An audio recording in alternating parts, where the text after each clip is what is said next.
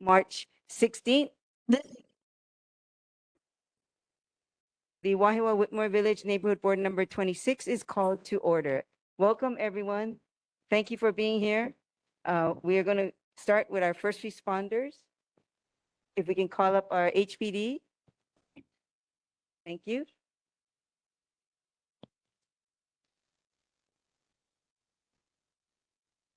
Hi, good evening, everyone. I'm Lieutenant Scott Vieira from the Wahiawā Police Station. I'm the night watch commander, which works from 6 p.m. to 7:30 in the morning. I'll go ahead and read the stats for the past month. There were 2 assaults, 0 robberies, 0 burglaries, 2 unauthorized entry into motor vehicles, and 31 MVCs or motor vehicle collisions. Total calls for service were 875 calls. And with that, I'll go right into the safety tip, which actually, it's just a reminder or maybe an invitation, if you will. Visit honolulupd.org if and when you have time. I go on there from time to time. If there's always something new, but there's like a wealth of information there. Some things that are kind of interesting. You can just, it's honolulupd.org. On the top, there's a whole bunch of tabs. But if you just click on like police services, you can actually see the current calls for service. That's our dispatch. It's it puts out what the officers are sent to. So it might not be the exact case, but if they get sent to like a stalled vehicle and find out it's an MVC, it might not get updated. But the cases are updated every 15 minutes. Pretty cool. You can also scroll a little further down. It'll have the 24-hour calls for service. You can check what happened in the last 24 hours. The only reason is I always get questions, hey, Scott, I saw so many policemen at this and that. What was going on? And a lot of times, it might be a motor vehicle collision. But anyway, you guys can click on that, and there's a lot of information. There's also online reporting, things like a tab you can report graffiti. The only reason I bring that up is I drive through Wahiawā, and I noticed there's been an uptick in graffiti. So we're kind of talking about in our lineups and stuff. So, but yeah, honolulupd.org, a lot of information and kind of user friendly. That's all I got. Thank you. Okay, any questions from the board? Questions from the community for HPD? Yes, please come up to the microphone.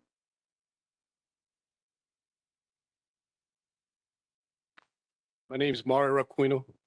On this last power outage, if you could put some signage from Whitmore and Camp, because there was a lot of, we usually always stop, I can use them, but our visitors just go right through. So maybe the next outage looks the same. Thank you. Thank you, Mario. So go ahead. That was, I know it was out, and it was out, Mario, for a long time, like 2 days or so, and we had a number, but I'll bring it up. That's one area that probably needs to be addressed. If I know we had signs at other locations, but if not, at least monitored, but I'll definitely bring it up. Thank you. And there were outages along California Avenue, but I have to give credit to our Wahiawā community because everybody who is going down California Avenue were driving slow. They stopped at every intersection to make sure nobody was just darting out. So, you got to love our community because everybody was trying to take care of everybody on this one. So any other questions for HPD? Any questions from the community? Questions virtually? Nothing online.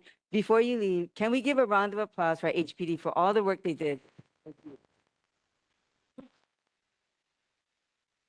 Big mahalo. Thank you. Thank you. I appreciate that. And thank you for what you guys do coming out. I know a lot of it is volunteer time, so we'll work on things and get things solved together. Thank you. Thank you so much. Mahalo. And is HFD Fire Department here by chance? Yeah, okay. Okay, got it. Thank you so much.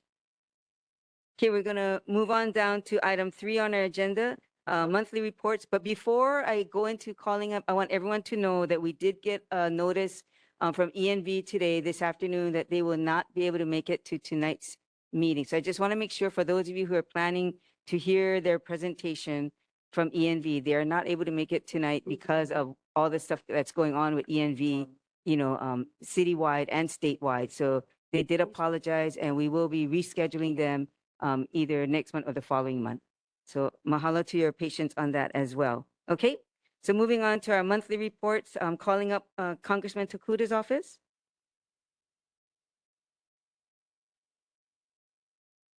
Nobody? Okay, hearing none, moving on to the Army. Yay! That's a really good mom. Great assistant you got there. Hopefully she is a good assistant. U.S. Army Garrison Hawaii is holding their next hiring fair tomorrow, March 17th at the Mililani High School cafeteria, beginning at 8:30 a.m. and it will end at 2 p.m. The prescribed burns on Schofield Barracks training range area are still scheduled for April 13th through the 19th. And then U.S. Army Garrison Hawaii MWR is presenting a concert on the lawn featuring the 25th ID Band. The concert will be held at Palm Circle Fort Chapter on March 26th from 6 to 8 p.m. And then for any concerns, please call our community line with U.S. Army Garrison Hawaii at 808-787-1528. And then we had 2 follow-up questions from last month. We had a question about alternate evacuation routes that were being considered since the bridge near East Range Road was deemed that it was unable to support a large-scale operation. So emergency evacuation planning for Oahu is coordinated through the State of Hawaii Emergency Management Agency and the City and County of Honolulu Department of Emergency Management. These agencies maintain the official evacuation plans for the island and work with federal, state, county, and military partners to ensure coordinated responses during emergencies. The Army does not itself develop or implement any large-scale civilian evacuation routes. Any discussion regarding evacuation planning must begin with HIEMA and DEM, as they are responsible for assessing island-wide evacuation capabilities, identifying routes, and coordinating with all relevant agencies. And then we had a question about the coconut rhino beetles, about what studies were conducted that proved that, or that told that it would be safe to eat the fruit off of trees that were injected after a year. So the Army doesn't conduct any studies. We're following the guidance that's pushed out by the state. And then just as part of it was that the injectable is soluble in water, because it's being injected and not sprayed, that really minimizes the risk to the soil and the water and the rest of the surrounding environment. And then there was a question, they brought up about the pollinators.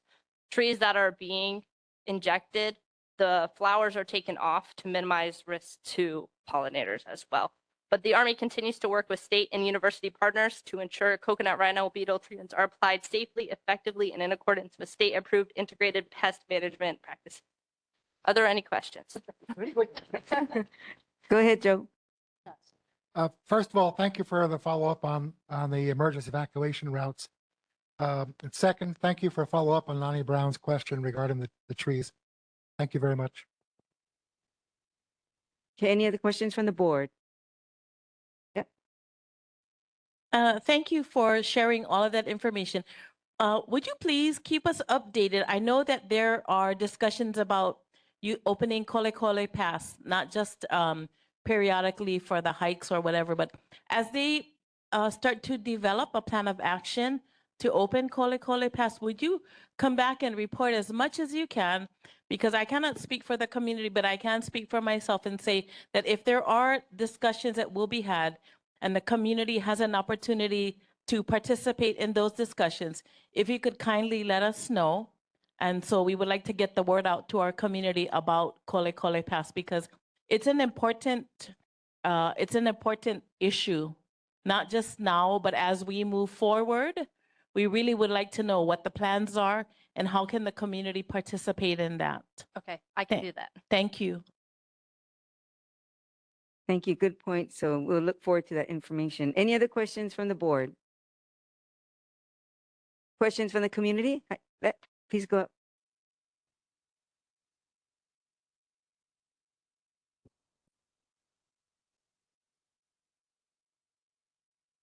Aloha, Nani Brown here. Okay, in response, so I was able to get in touch with one of the professors at UH regarding the coconut rhinoceros beetle and the injection. His name is Alberto.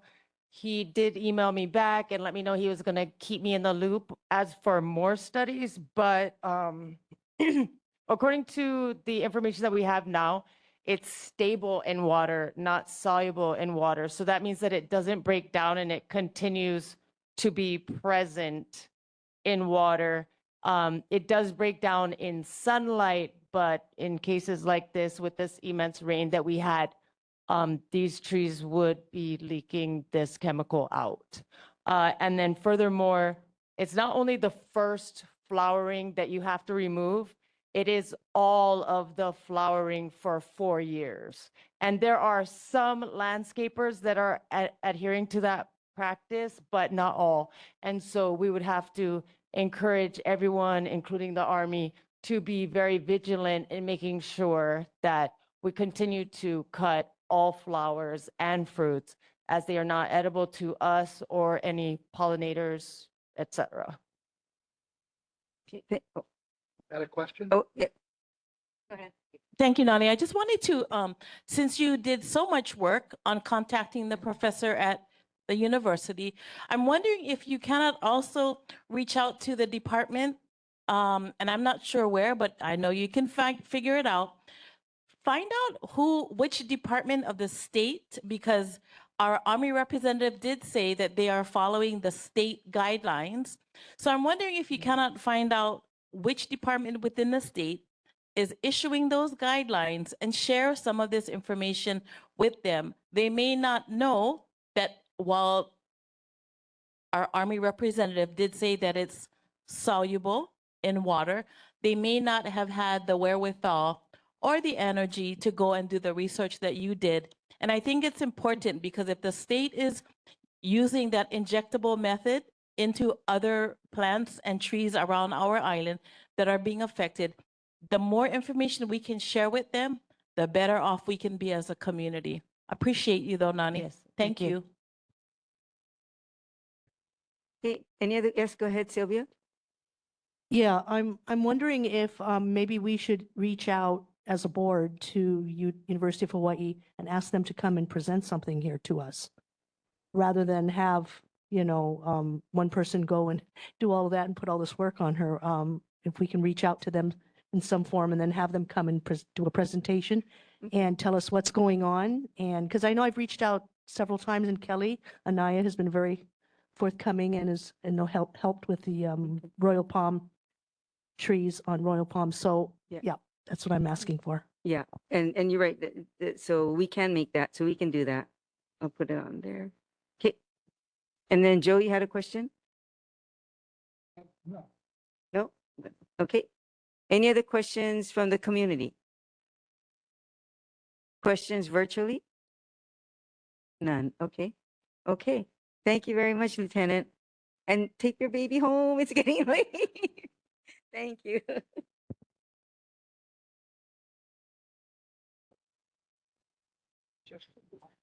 And she's part of our family now too, right? You know that, right?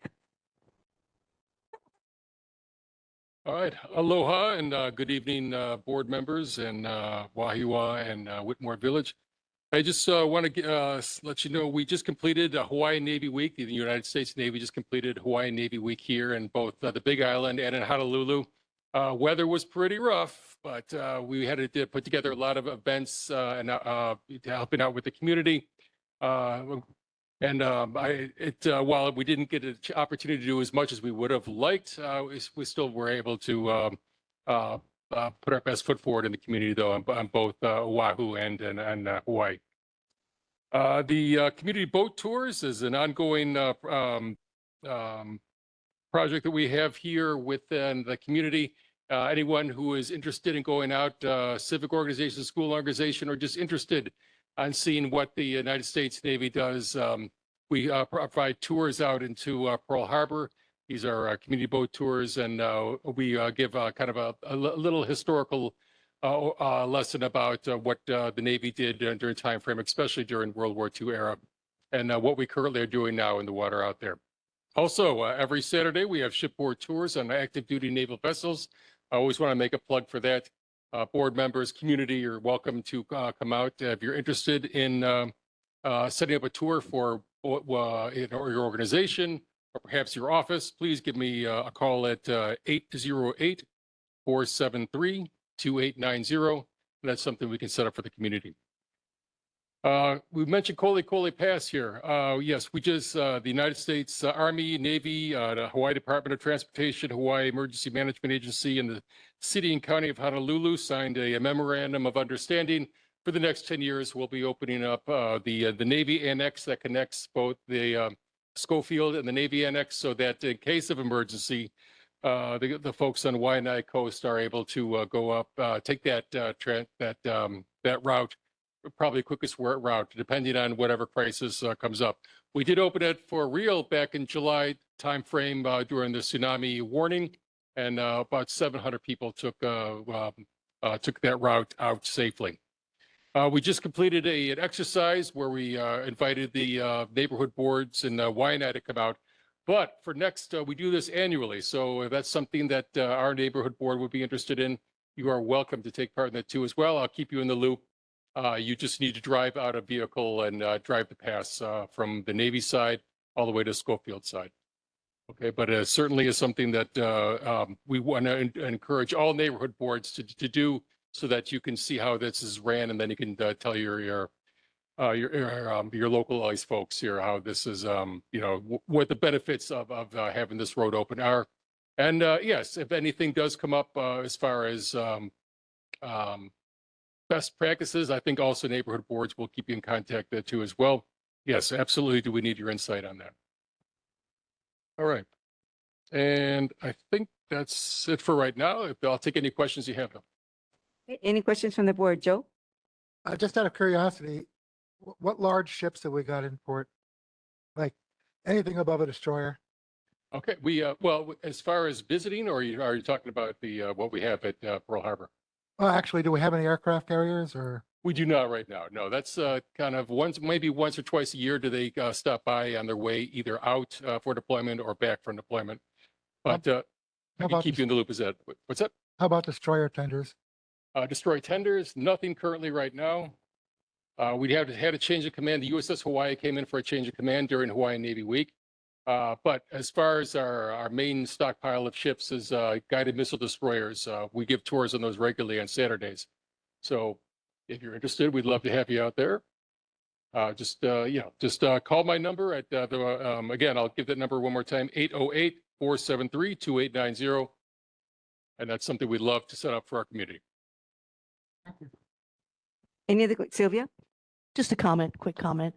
A few years ago, when I was a little girl, just a few years, I used to drive over Kole Kole Pass every weekend with my family to go to the beach on the other side and drive down Lualualei Road and go to Nanakuli Beach or Makaha or whatever. Beautiful, beautiful drive. And it just brings back such sweet memories. So I would really like to see that open again just for the public to use, not just, for an emergency, but just as a regular mode of transportation. That would be really good. Let's plan for this.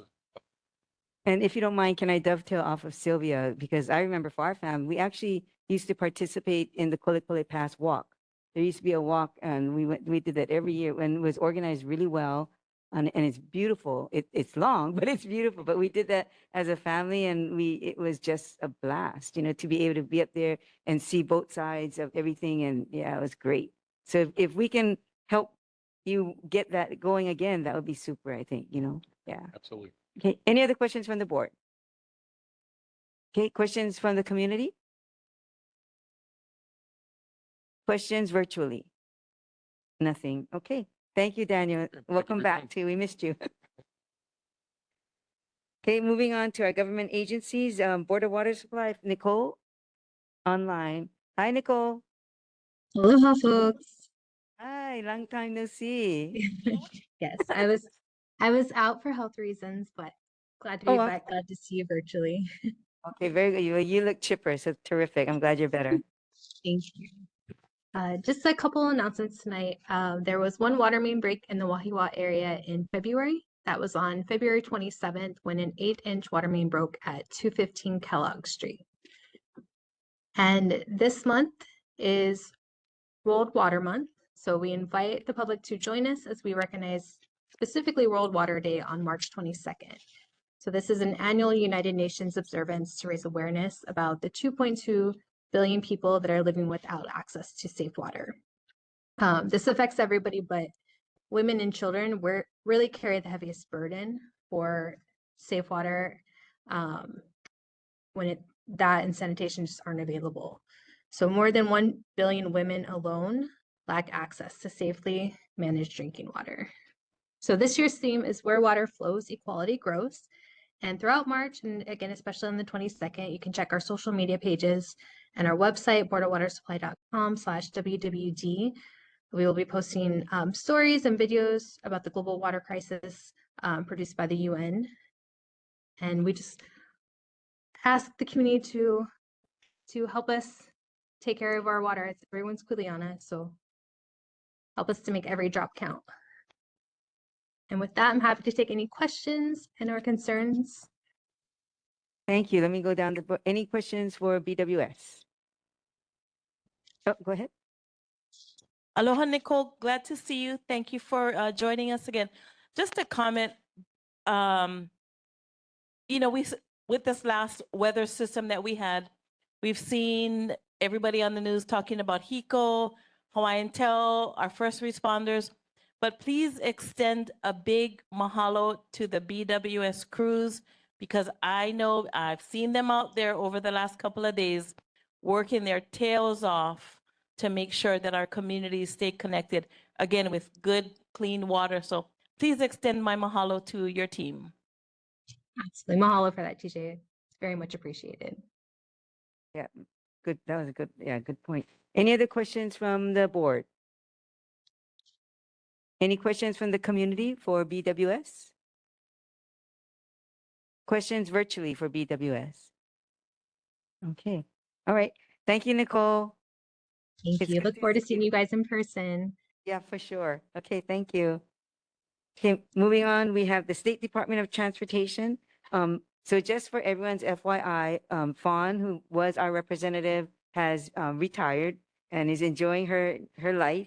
And so our our representative now that we can poke at is Chucky Santiago, who lives in nearby good old Whitmore. So welcome.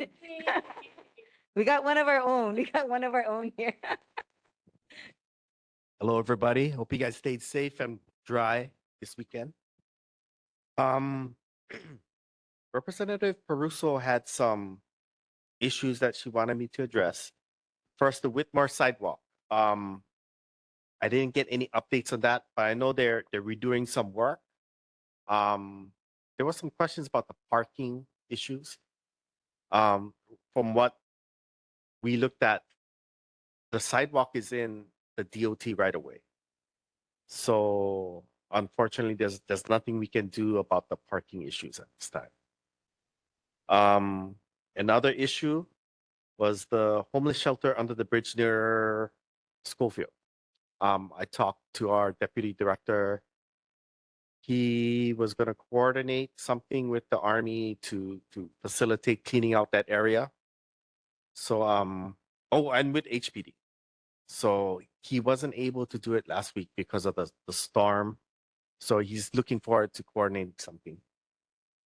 And there was also a question about the traffic study on the Kamehameha Highway intersections. So I asked our traffic division, they're looking into it. I asked them to look at Kilani, Whitmore Avenue, and California, because I know those, especially during traffic times, there's a lot of backup. So as soon as they get some solutions or some suggestions, I'll bring them forward to you guys to get some feedback. And then that's it I get about now. You guys got any questions, board or community? Any questions from the board? Yes, go ahead, Michelle. Thank you for being here. We haven't had a DOT person for a long time, so thank you. You're welcome. I'm just wondering, how does it work for the highways getting the grass cut and all that, because I know I'm familiar with what's supposed to happen around the Wahiawā H1, H2, and so forth. And it doesn't get done very often. I mean, the grass lately has been cut more, but there's a lot they're supposed to be doing that they're not. And I'm just wondering who checks, how often do they get fined if they don't do it? How does that all work? Usually our district office is supposed to doing periodical inspections. Those areas usually are contracted out. Call up our district office or the director's office, let them know that like, hey, this place is getting overgrown, getting kind of crazy out here. Because I know the grass grows fast here, and I know they seem to neglect us sometimes. So yeah, give them a call.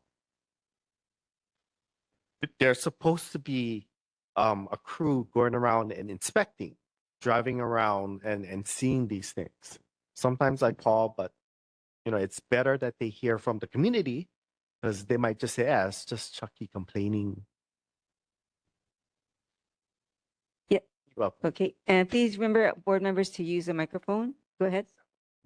Oh, thank you so much, Mr. Santiago, for coming and just reporting to us, because I know it has been a long time since we got a direct update from HDOT. Just kind of follow up. Are you going to be presenting moving forward, or? For moving forward, I'm on temporary assignment right now, but I did do some in the last 10 years, maybe one or two. Awesome. But for now, yes, for the immediate future. No, That didn't scar you, did it? You sounded trepidation in there. It didn't scar me yet. Oh, I'm sorry, June, go ahead. This has, I guess, been an issue for a while, but is anybody working on the second road going to Whitmore? I know ADC was thinking about it and other people were thinking about it, but we haven't heard anything basically. Everybody's been thinking about it since the 60s, according to my mom. Yeah. She would be correct. Yeah, the road that I think people have wanted to do was go directly to the light by the coffee farm. Yeah, there have been discussions about using Saratoga Road and then coming out, I think it's maybe like a mile or two away from the current Whitmore intersection. That's in some discussions because we'd have to work with the military. I've always wanted one straight to where the pedestrian bridge is. Yeah. But yeah, we've been discussing that. It's come. Just a little comment. It would have been done for free by the Navy back in the early 2000s because when they proposed the original route to go to NC Tams, it was from that light intersection to the NSA site. So Yeah, it would have been a second road today They did the sidewalk. if too. it was approved. But I understand that the administration at that time didn't approve it. So that's why it's not there today. Yeah, they approach it periodically, and I've told them it's imperative that we get a second exit out of Whitmore because, I would feel trapped. We have sought second exits out of Wahiawā and Whitmore for many, many years, getting nowhere. I can tell you that it's not in the 2050 ORTP from the Oahu Metropolitan Planning Organization. So good luck. But if I can dovetail, Joe is correct because we were on a couple committees about the additional access in ingress, roads, and it never happened. So hopefully it comes up. We can start working on something like that soon. At least to get the conversation started or I hope something. so too. Yeah. Okay. Any other questions from the board? Yes. Go ahead, TJ. Hey, Chucky. Hey, TJ, Good don't to ask me see a hard you. question now. Hey, by the way, my aloha to your family. It's been a minute since I've seen them all. Oh, thank But actually, if you don't mind, I've got a couple questions, and I wanted to, this is off the report that you already gave. So if you don't mind, as the state DOT moves with its homeless encampment particulars, would you mind keeping us up to speed on what's going on? Because I'm not sure if you know how active our board are and our community members are really active in supporting those that need our assistance. I know Councilmember Matt Wyer's office has been right alongside with us as we try to help them and try to make our community a better place for everybody to live. So if you could just keep us updated on that, that would be great. The second thing I wanted to ask, because you brought up the traffic along Kamehameha, California, and Kilani, if you could find out if any kind of traffic study is being done along Kilani Avenue in relationship to the egg cracking facility that is being developed there. So the UHCDC had a team at the last Wahiawā Value Added Center market, this is March, in February. And I'm hoping that they'll be there again this Saturday. So if you're looking for something to do, looking for a place of good information, the Wahiawā Value Added Center has a market on the third Saturday of every month. And the UHCDC team was out there showing the display about the egg cracking facility, but they knew nothing about what the traffic plans were, because you and I both know, because we grew up here on Kilani Avenue, we know how congested that area can be. And from what I understand, the egg cracking facility will have large trucks that will be taking in the eggs to be processed. And then once that is done, taking the eggs out to be delivered to the facility that I'm hearing is planned for Whitmore. So if you could find out about that, a traffic study along Kilani Avenue in relationship to the egg cracking facility, that would be really helpful. Will do. And then the other thing too, you were talking about the second access road to Whitmore, and you said what road would that be from? There's talk about, the Saratoga Road going to, huh? Oh, Saipan. Saipan, My okay. bad. Gotcha. Saratoga, I was thinking Waikiki.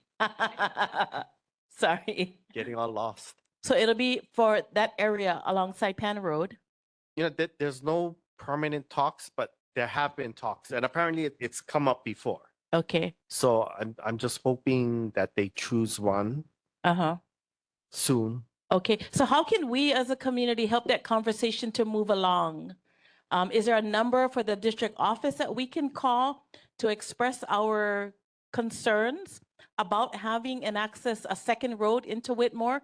Because unless you live in Whitmore, and I did at the four-way stop, second house on the right where the Cherub is, and I still experience, and this was back in the 80s, there is still a terrible amount of traffic, and it will only get worse once that centralized kitchen is built in Whitmore. So we really need to not just have the conversation, but have the hard conversation about having a second access road into Whitmore. Because we all know, we've seen enough events, we've seen enough days when the traffic has been horrendous into Whitmore and coming out of Whitmore. So if we could put that conversation on the front of the stove instead of in the back on the small burner, we would really like to know how to do that.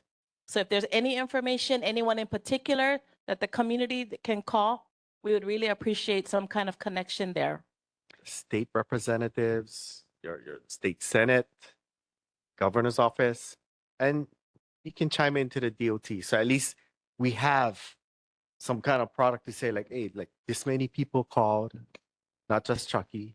And Chucky, what is that phone number that the community can use for the district office? I gotta look it up, but I'll get it to you. Okay, I got you. I'm going to remember the next time I see you. And then the last question that I have has to do with the recent rains that we had and the storm water from the farms that were along Farrington Highway in Waialua. You know, it's a hard subject, and I'm sure It's one that needs to be had. Also, like the second access road to Whitmore.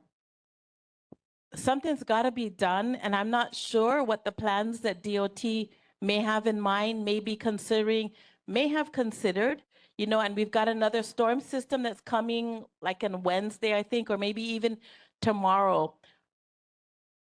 We would like to be ahead of the 8 ball instead of behind the 8 ball, and it's coming to run us over. So any information that you can share about the storm water from the farms that flooded the multiple homes that were along Farrington Highway, you know, would really be appreciated. I'll have a So, talk with our planning office and see if anything's in the works. yeah, and I mean, and if they want to come out to our meetings and share something, if they would like to host a separate meeting, you know, with DOT, I'm sure one of us would be happy to help facilitate that. But good to see you, Chucky. I hope to see you at the next meeting. Okay. Joe. TJ, if I can ask, since I'm on the transportation chair, if you can send me some information about the congestion on Whitmore Ave, that would be helpful. I can bring it up at the next OMPO meeting and possibly find out how soon we can get that up there to the senior committee and Okay, possibly get it funded. okay. That would be very doable. And I'm sorry, Joe, what email address, not only myself, but what email address can the community use? Because I do know that we have Whitmore Village residents here, and I'm not sure how many of them are online, but what email address can we use to share that information with you?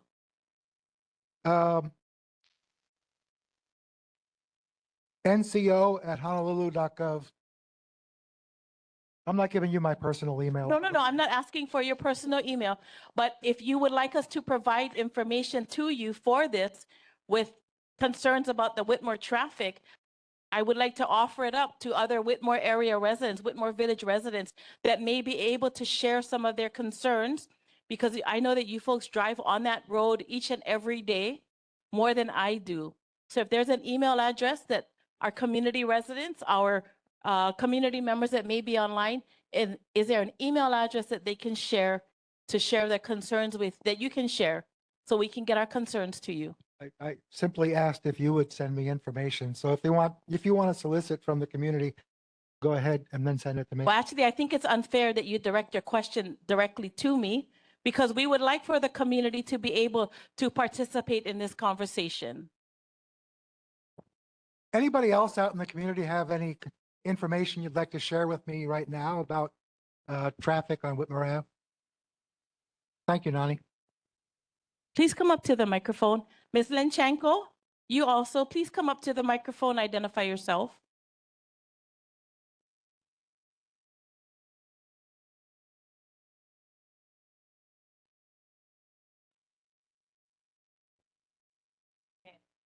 Aloha, Rin Lenchenko, Whitmore Village resident. I don't know how to go about this, but traffic has always been an issue, no matter what time coming in and out of Whitmore. But there's also a side where I feel we don't need a second access road in and out of Whitmore. And probably the reason why it's so set back and never, it's because that's all ag land. Saipan Road is through there, that's all ag land. And you're gonna deteriorate that to create roadway to get out. There's gotta be a different solution. But to me, living there all my life, Whitmore Village is not a city. So we don't need all this stuff that's happening in Whitmore Village happening. So, you know, these are little camp areas. These are plantation villages. You know, it's not city. That's just how I feel. Thank you. Yeah.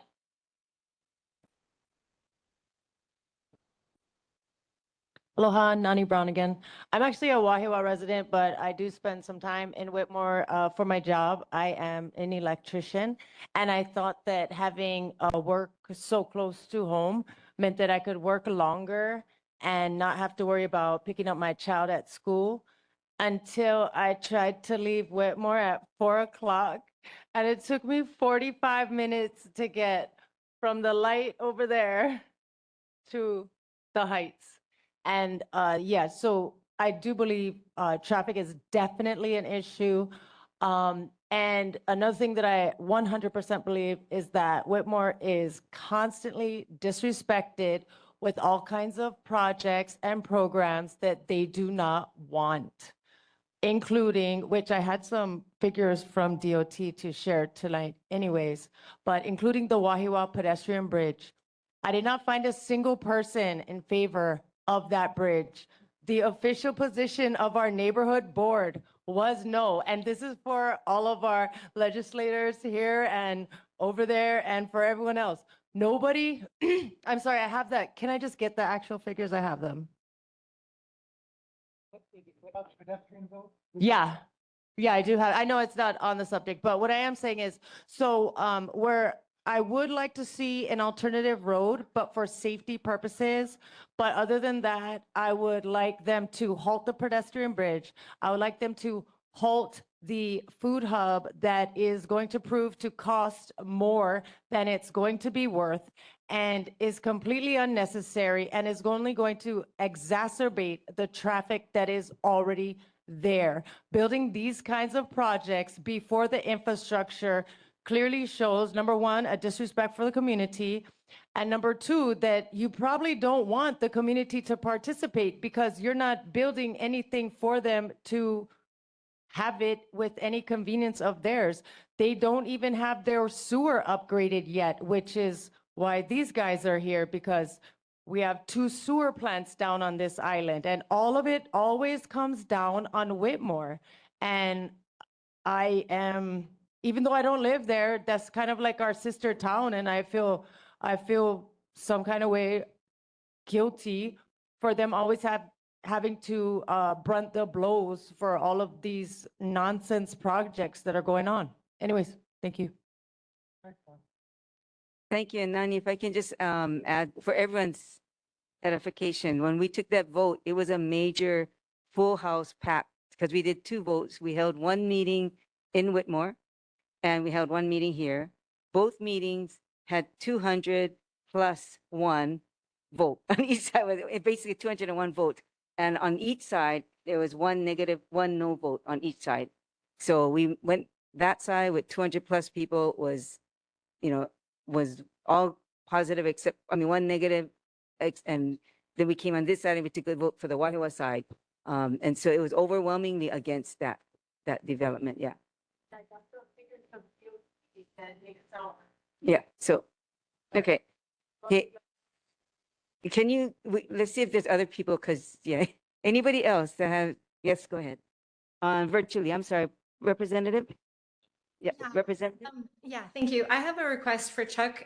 So thank you for addressing TJ's question, or, starting to talk about the impact of the stormwater from Farrington Highway on the farm ditches out in Waialua. There's going to be a meeting this Saturday at 2 p.m. of those farmers who have been impacted. And it would be super helpful. It'll be at 2 p.m. at St. Michael's Church. And it'd be very helpful if we could have a representative from DOT, maybe someone from the planning department, attend that meeting and kind of speak to the very specific 5 locations where they've identified diversion of stormwater into those farm ditches. That would be super useful. Representative, can I just, quick question.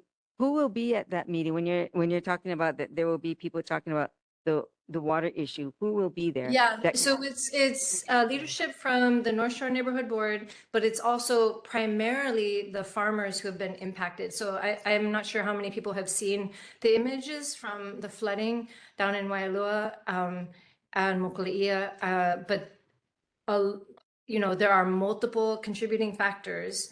But if there is some way in which we can improve our practices on the DOT side along this diversion of stormwater, we definitely want to get at that right away. So that's what the meeting will be about. Well, the meeting will be about the multiple factors, right? Kind of debriefing what happened and looking to problem solve.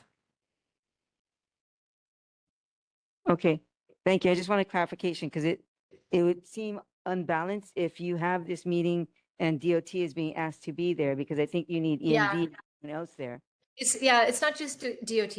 Like it's, thank you. a lot of different folks are being invited. Very good. Okay. Any other questions from the community? Yes, come forward. And if you can introduce yourself, thank you.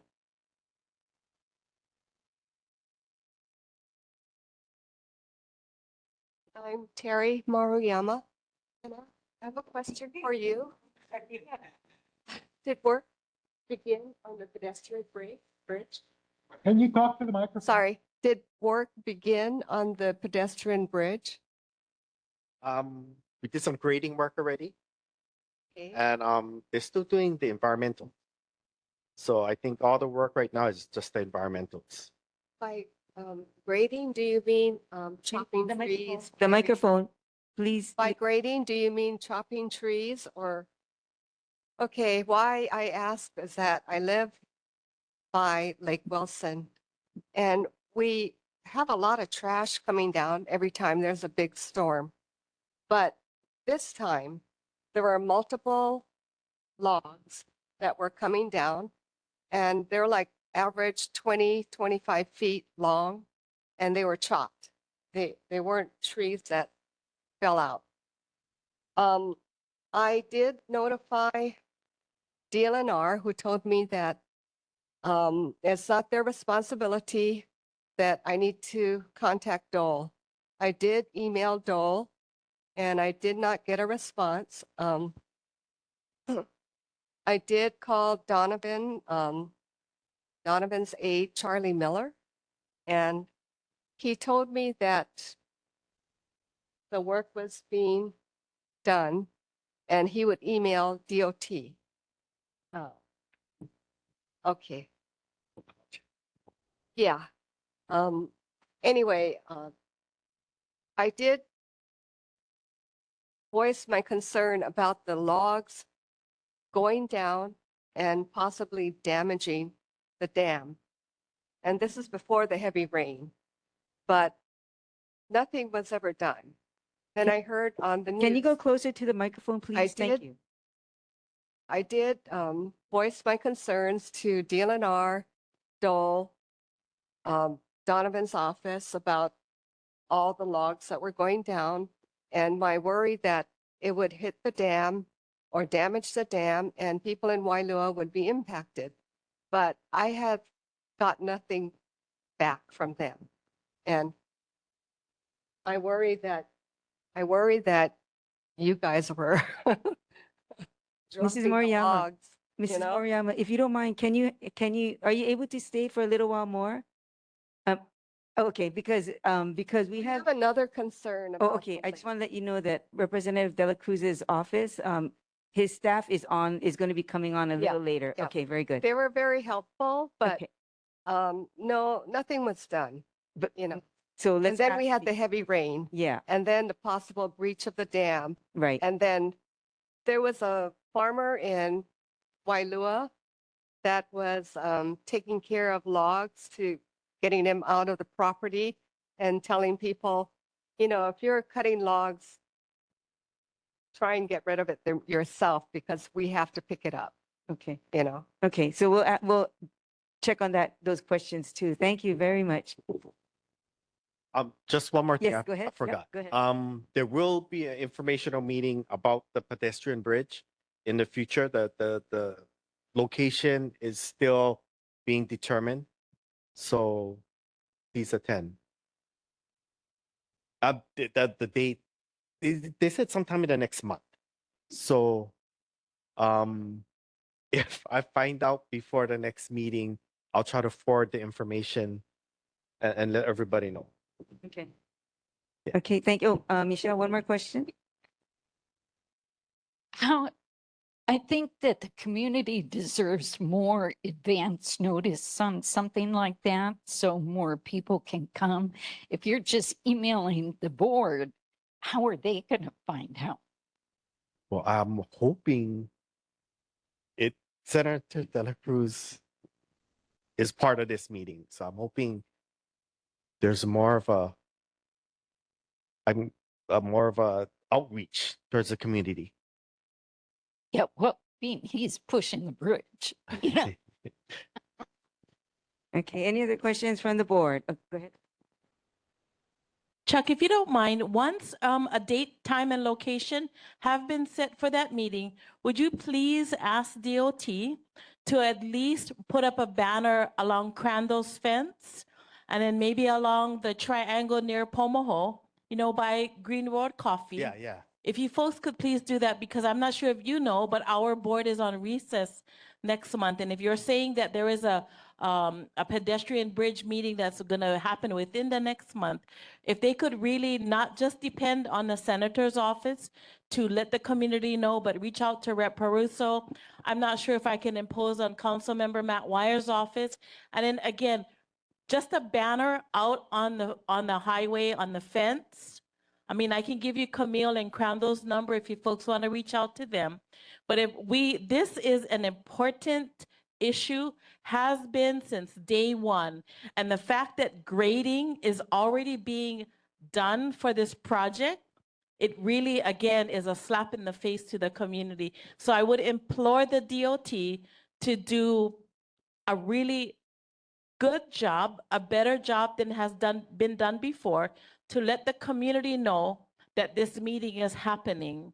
Because I'm not sure if you were at the meeting at Helemano Elementary School in the cafeteria, and also the meeting here. It was packed. There were no parking stalls left at Helemano Elementary School the night that we had that meeting.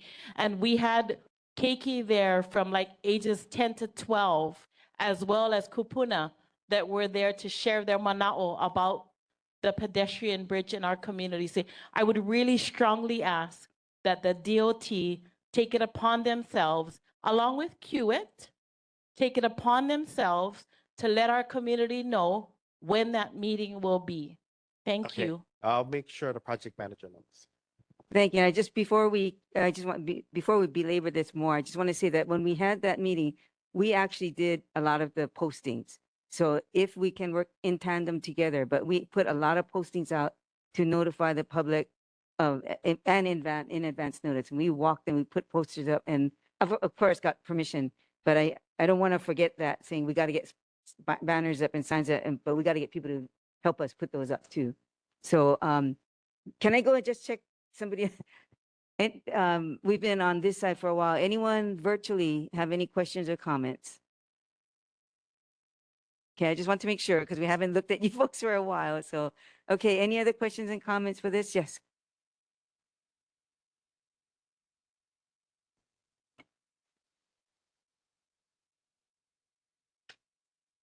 All right, aloha, Nani Brown again. As you guys can see, I'm clearly very much so against this pedestrian bridge. And the 2 meetings ago, we had, was his name Patrick? Patrick? DJ? Yeah, we had a consultant here who pointed us to a website that we had just learned existed, www.wahiawapetbridge.com. And in that website with a bunch of other ridiculous stuff, there's a link to the Hawaii DOT website that included these studies that were done. And what it included was that there was 4,142 surveys sent out and 345 were received back. 36% said yes, that is 124 people. 53% said no. In a community with a population greater than 40,000, that is 0.003% said affirmative to this pedestrian bridge. And 148.35 people said they might know someone who would use it. That boils down to a $50 million bridge, boils down to $402,576.49 per person who said yes to this bridge. Per person, for one person, over $400,000 we're spending on that. And this, according to the DOT website, is considered resounding support. 124 people, 0.2 people in our entire communities is considered resounding support at a time when trust in our government is at an all-time low. It is statements like this and projects like this that are the reason for the sentiment. Our Wahiawā Neighborhood Board said no. As a Wahiawā Civic Club member, we said no, and our community said no. So there's actually no reason why this project should move on. But don't worry, we have sidewalks. That's something everybody wants. And we have homeless outreach. That's another thing that people found really important. And so don't worry, Kiewit, you can have a project that way too. Mahalo. Okay, remember to keep cordial. We're trying to keep cordial here because we are the Wahiawā-Whitmore Village Neighborhood Board, and we pride ourselves on welcoming everyone and not offending anyone as much as we can because we are Ohana. We work together. We've worked through other issues together. So hang tight, everybody. Hang tight. We can get through this, right, Chucky? Yeah, we'll Okay. get through it. Thank you for that. All right, thank you. Okay, so I think we're done with you, Chucky. Take your seat. Yeah, take a breath. Take a breath. Holy moly, we're gonna scare him off. Okay, we are in section 4, residents' concerns and community announcements. Any residents' concerns? This is a 3-minute allowance that you can make an announcement, a speech on something. But this is your chance. Nothing political in terms of getting into long discussions. This is just if you have a community announcement or concern. 3 minutes. Time it. Hi, I'm worried about the lake. And about a couple of years ago, we had a big storm and a guy named Glenn with DLNR took it upon himself to go through the lake to pick up all the rubbish. And he retired last year. But I'm wondering if we could kind of have a day at the day to clean up Lake Wilson. And he had gotten 2 flatbed trucks and parked it at the park and filled it up and, you know, coordinated the boats to go out and collect all the trash. I'm wondering if we can do that maybe once or twice a year. And I'm not sure, I don't have a boat. You know, I'm not sure about hiring, you know, trucks to get rid of the Opala. But any idea about what we can do to keep it clean?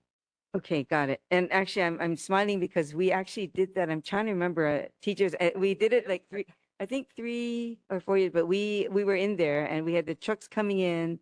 We had volunteer boat drivers for us to help scoop up. So we were in mud a lot of places, but it was heavy work. We cleaned up, we mowed, and yeah, we did that as a community effort to this board and several other organizations. Trying to think of the year. I can't remember what year it was, but it was. Yeah, with the, I don't want to blame them totally, but with the homeless population growing along the waterway, there is more trash whenever a heavy rain comes down. Understood. And it'll stay there in the bush for forever. Okay, And, yeah, and we can see it Yeah. from the roadside. So you're So right. do you You're know right. about What that. we could do, maybe a day to clean up Lake Wilson, or I'm not sure how to go about it. Okay. If you want to hang around later on and I can get your information, but we can talk about it. Chuck, you might have to add that to your thing. But Chuck, I have to look up when we did it, Chucky, but we did do that. Okay. One more person, one other person? Yep. Your name and your event or announcement. 3 minutes. Good evening. My name is Wendy Gady. I am in my 2nd year as the Executive Director for the Agribusiness Development Corp. And I'm here to say thank you to the committee and to the community because I think one of the best partnerships that I could ever have imagined is what we pulled off together in working together as ADC was really, we have a new board. They are very aggressive about fulfilling our statute and getting our ag land into production. And the reaction from the community couldn't be more of a warm embrace as we work together to really help the houseless in the area and to reunite families, and I am truly grateful. I wanted to answer one of the questions that you had last month. You were asking about how long ADC had the Willikina parcel, and that came over in Executive Order 4558 on April 23rd, 2018. So it's almost 8 years. I also wanted to let you know that typically we meet on the third Wednesday or the third Thursday at 9 a.m. However, because of all of the rain events, our board meeting for this month is going to be on March 31st, which is a Tuesday. I also wanted to let you know probably one of the greatest changes in our statute happened last year during the ledge. And that was when the Act 237 was passed. And basically it added a food and product innovation network and a whole section to our statute. Our statute is Hawaii Revised Statute 163D5. And if you can ever take the time to read it, it's probably one of the most exciting statutes ever created in the state. And it is the reason that I joined ADC and I applied. The FPIN is significant because it allows us to create food that is shelf stable. You know, when we have 10,000 pounds of mango, you got 10,000 pounds, you have 10,000. We really need to come up with a strategy. And I wanted to introduce to you tonight, Paulette. She goes by Anella, so I always set her with that. Paulette Anella Akana.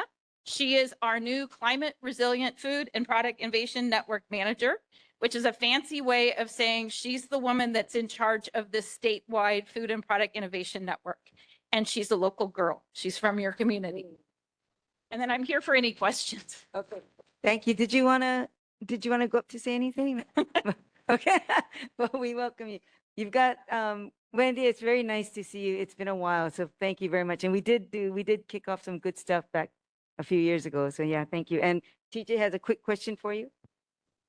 Hi, thank you for coming out again. We've missed you here, and I hope that we can have your visits on a more regular basis. But I wanted to ask, I watched the videos from the January and the February meetings of this year, and I noticed that there was an item, if I'm not mistaken, it was item 8, which talked about your PIG group, the permitted interaction group, and that was a group that was convened to address the audit. And I thought a few years ago, after the audit came out, I thought there already was a PIG committee that had been set up. And the reason that I bring it up is because my heart was sore because when the chair of the board, Jason? Chair Jason Watts? Yes, Jason Watts. When he asked for members of the board to be part of this group to address the audit, it was almost like he was mocking the audit. And it was really hurtful because we live in this community and we saw, and by the way, you're doing a great job. We saw the mismanagement. We lived the mismanagement of ADC prior to you coming. So to have a board so publicly almost mock the process of the audit, it was really hurtful. And that's the only reason that I'm bringing it up. Because number one, he couldn't get anybody else to willingly be part of this interaction group to address the audit that came out. And then, like I said, he was kind of smirking. And you can go back and watch the video because I watched it like 3 times. And it was really hurtful because we are this community. We are Whitmore Village. We are Wahiawā, and ADC is in our community. And it's really hurtful when the board of the Agribusiness Development Corporation takes such a flippant tone to something that was so very needed. And if I'm not mistaken, there were 59 pieces of action that came out, or suggested actions that came out of that audit. And it does need to be addressed. And if they could address this matter of ADC in our community with a little more heart and a little more respect for our community, it would really be more helpful. I know it's not you, Wendy. Like I said, we've worked on multiple issues there, but it would really be great if they could have a better tone when they're talking about our ADC in our community. Thank you. I'm really sorry that you felt that way. And I know that the new board has taken very seriously having a full sense of transparency. And every year we get a letter from the state auditor that says, here's a copy of your audit and our recommendations. Could you please give us an update on where you are at with every one of our recommendations? I had started in August of 2023, and on November 16th, I sent a letter that was unrequested to the auditor after working with the board, addressing every single one of those recommendations. Having said that, I don't think we'll ever be done because there's always room for improvement. And I'm very, very sorry. I apologize. I know that the board did not intend to have that come across, and I am held to a very high standard on a weekly basis on where I'm at with the audit and fulfilling those recommendations. And I think two of the most significant accomplishments have happened in this last year. One is the full implementation of a software system called Yardi, and it is a property management software. It has taken an act of strength like no other, and our new Kauai property manager has been significant in helping us to employ that. And it really helps us track all of our different properties, and our leases and our invoices are now generated automatically. We have hired a contract manager, and we had an intern work on completely overhauling our file management system. But like anything, it's like if you came to my house, you know, I really still have room for improvement in my own file management. But it's something that the board has and does hold me accountable for in implementing many of those recommendations and giving an update. So the board's, you know, mode and the chair's question was to come back and have really the whole board take a deep dive to say, where are we at? And one of the neat things about our board is whenever anybody introduces themselves, they'll say, I'm so-and-so, I'm on the ADC board, and we're a working board. And they really do work, and they are unpaid. And I can't even begin to tell you how many hours this board puts in. One of the things that Chair Watts has appointed over the last year is basically a update of the ADC strategic plan. And I can't even begin to tell you the hours that the board has put in really looking at our statute and diving into the Hawaii agribusiness plan is in our statute. It tells you specifically what's supposed to be in our strategic plan, and they're taking that very seriously and holding us all accountable to building out a strategic plan that matches what is in our statute. So I truly apologize that you felt that way. I'm so sorry. And if it, you know, pleases the council, you know, if you would like us to be a regular, you know, I don't want to go where I'm not wanted, but we would cycle through different people on ADC to talk about our different projects, if that is something that you would be interested. But that's something we can talk about, because right now we actually have a full agenda, and you've been with us, Wendy. So we really have to, we try to pick and choose what we can get for our community. So we'll be in touch. Thank you very much. And I think we have one more. Yep, go ahead.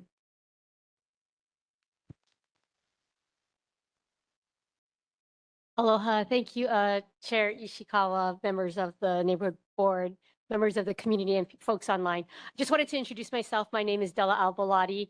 I'm a 20-year member of the state legislature, and I'm here because I'm running for Congressional District 1. It's my plan to hit as many neighborhood boards where CD1 touches. And so there's actually, I believe, 2 precincts in Wahiawā that is part of CD1. So I just wanted to introduce myself, be available to answer any questions. I am hosting a series of community dinners and talk stories throughout CD1. We did one in Waipahu, we did one in urban Honolulu, we're going to do one in Hawaii Kai.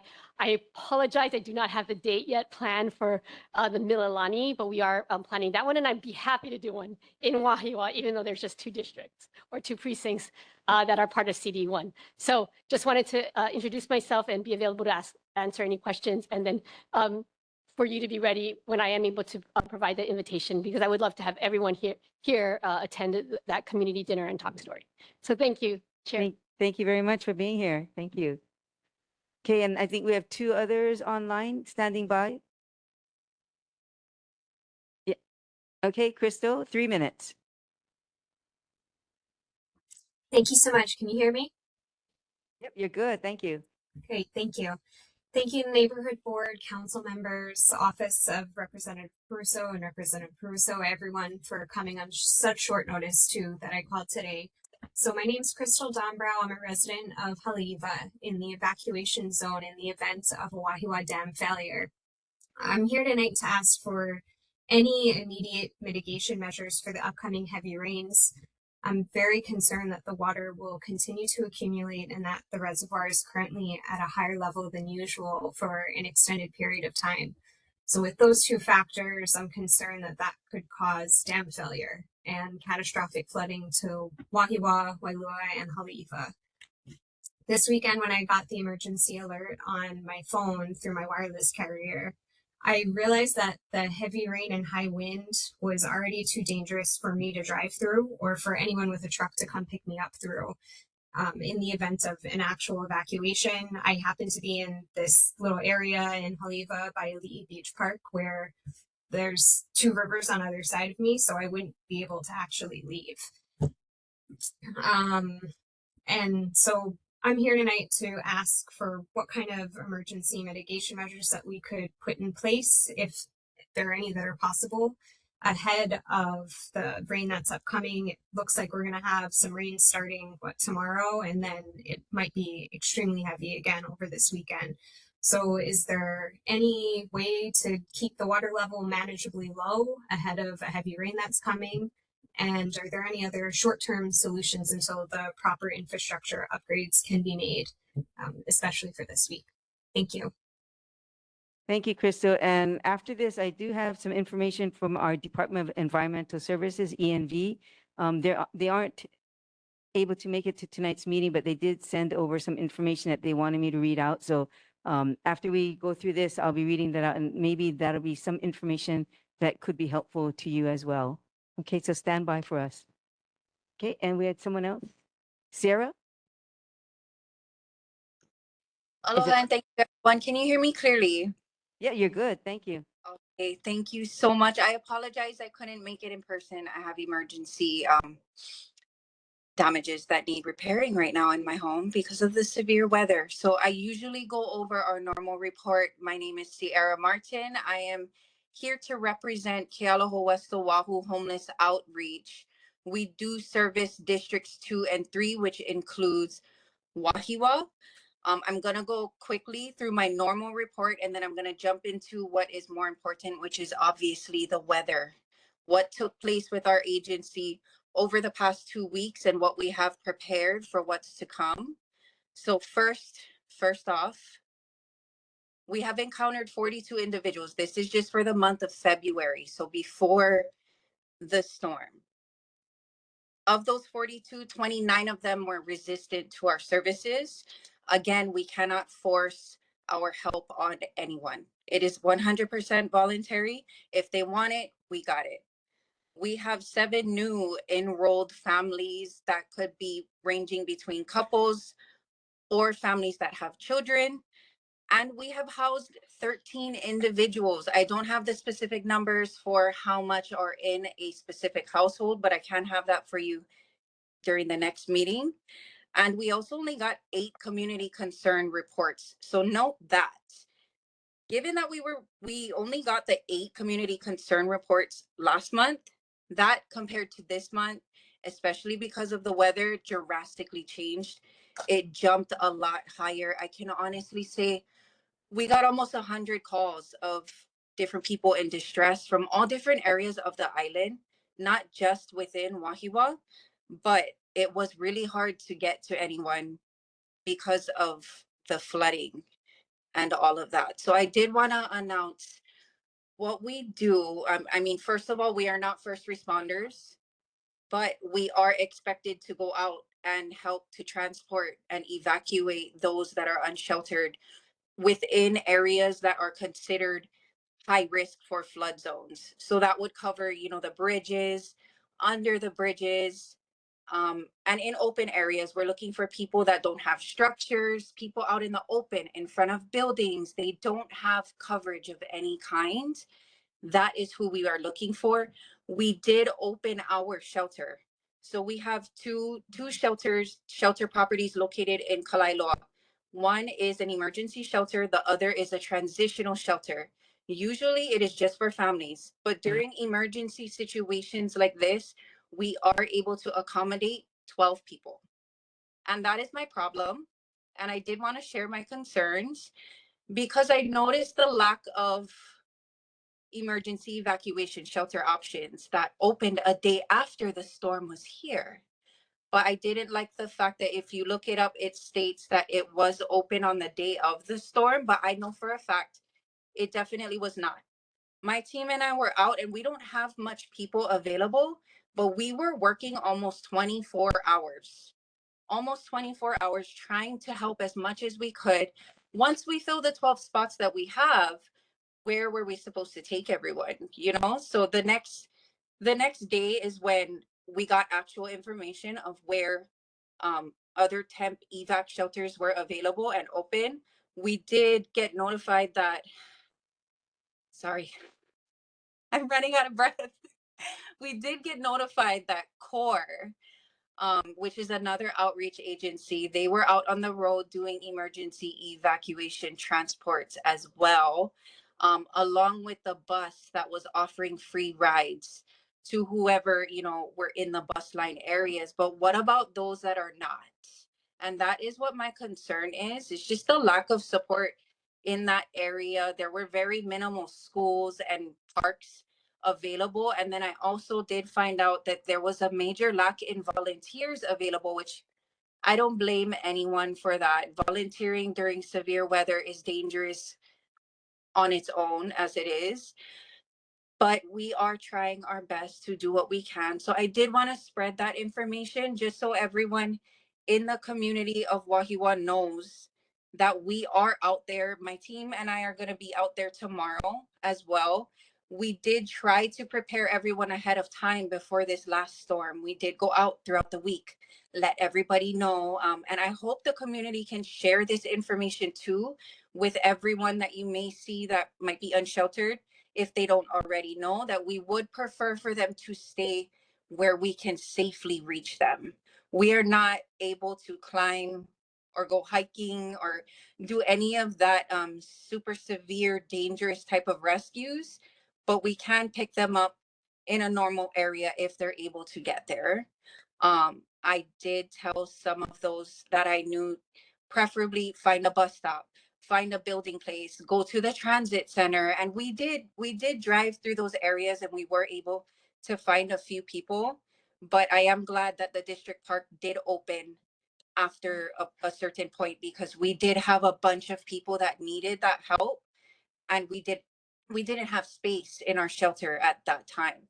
So thank you to whoever, you know, whoever was involved in that process of opening the Wahiawā District Park for emergency evacuation shelter. We really appreciate it.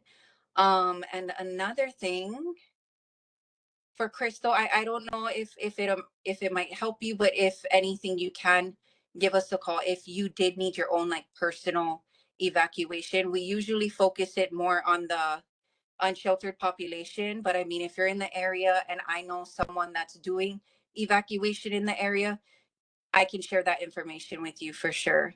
But I know for a fact we do not have enough agencies out there along with the actual first responders to evacuate everyone. So that's why as a community, we need to band together to figure out like a safe route for everyone.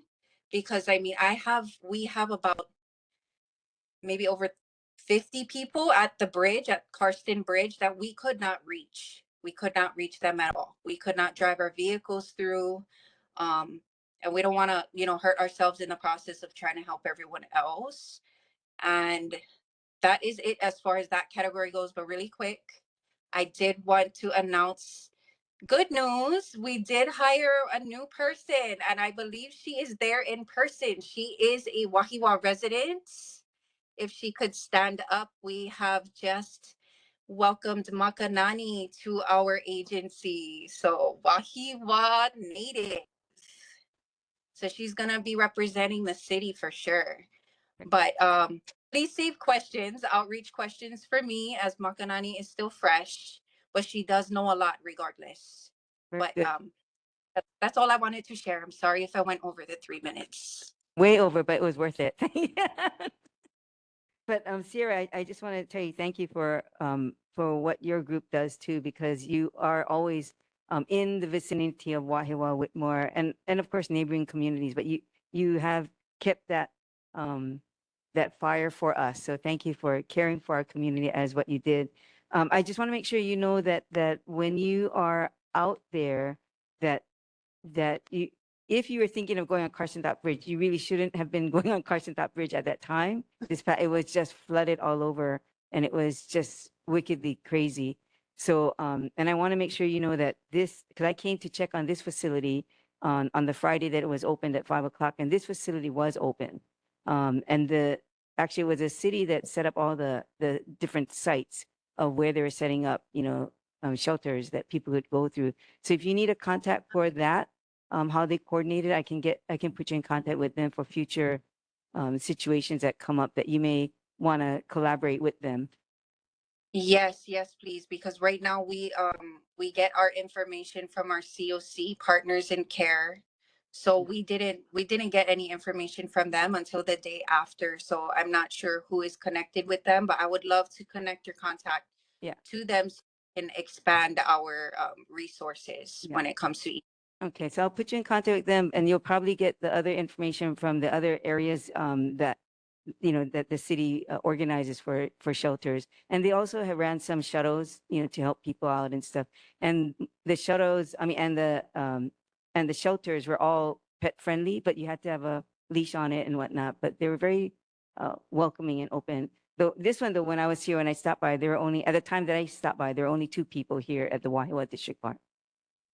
But okay, that was, but I came early. It was like 5:30-ish, 6 o'clock. So I don't know if more people came after that or not. Okay. Yeah, I know for sure. The more we know, the better, so we can help get the word out there. That way, the resource can be utilized because the people need to know. Right. Very good. Okay. And did you want to come up and say something and introduce yourself? Yeah, please do. We have a.